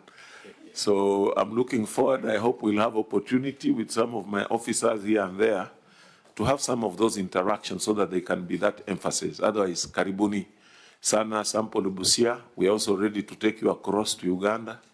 As we said, we are forming the larger Busia metropolis. Wambua, I'm sure you'll be able to relate to a lot of issues there. and my brother Mofa. Be abducted. Hapana, itakuwa mzuri. Otherwise, thank you so much and karibuni. You also forgot to assure us of our safety. Chair, I think that has been, Busia is a very safe place and we don't lock up anybody. Sometimes there are a lot of allegations, but as you said, it's part of our job hazards. Sometimes we just need to refocus on what is the real job that we need to do. All those other things is just part of, you know, the process of working, because you know very well I could have had quite also a bit of issues to raise, but as I said, as we interact, maybe we'll be able to raise as part of strengthening devolution and part of strengthening the relationship between the Senate and devolved units. Thank you, Chair. Thank you. I will not say much more, but we shall share the list of projects that we'll be visiting on Thursday, because we don't want it to be an ambush or a surprise. And Governor, I hope that with adequate notification, you'll be able to take us to some of those projects so that we are not consuming second-hand information. We wish you well. We are still here until the end of week, and I'm sure we'll continue interacting with the Assembly, with the members of the Executive. The officers accompanying the Governor, please remember, the Senate has taken a different approach. We don't just hang the Governor. Kila mtu pia lazima bebe mzigo wake. And we have gotten to the point of being able to specify and differentiate professional and individual responsibility. So please, for the Governor to be successful, it requires the entire team to pull along. So Governor, I hope you'll have a conversation with your team when you go back, so that the next time we are here, we are having a different type of conversation. I don't think this was the best conversation for the Senate to have with Busia County Executive. This meeting is adjourned. The committee will meet on Thursday at 9:30 in the morning.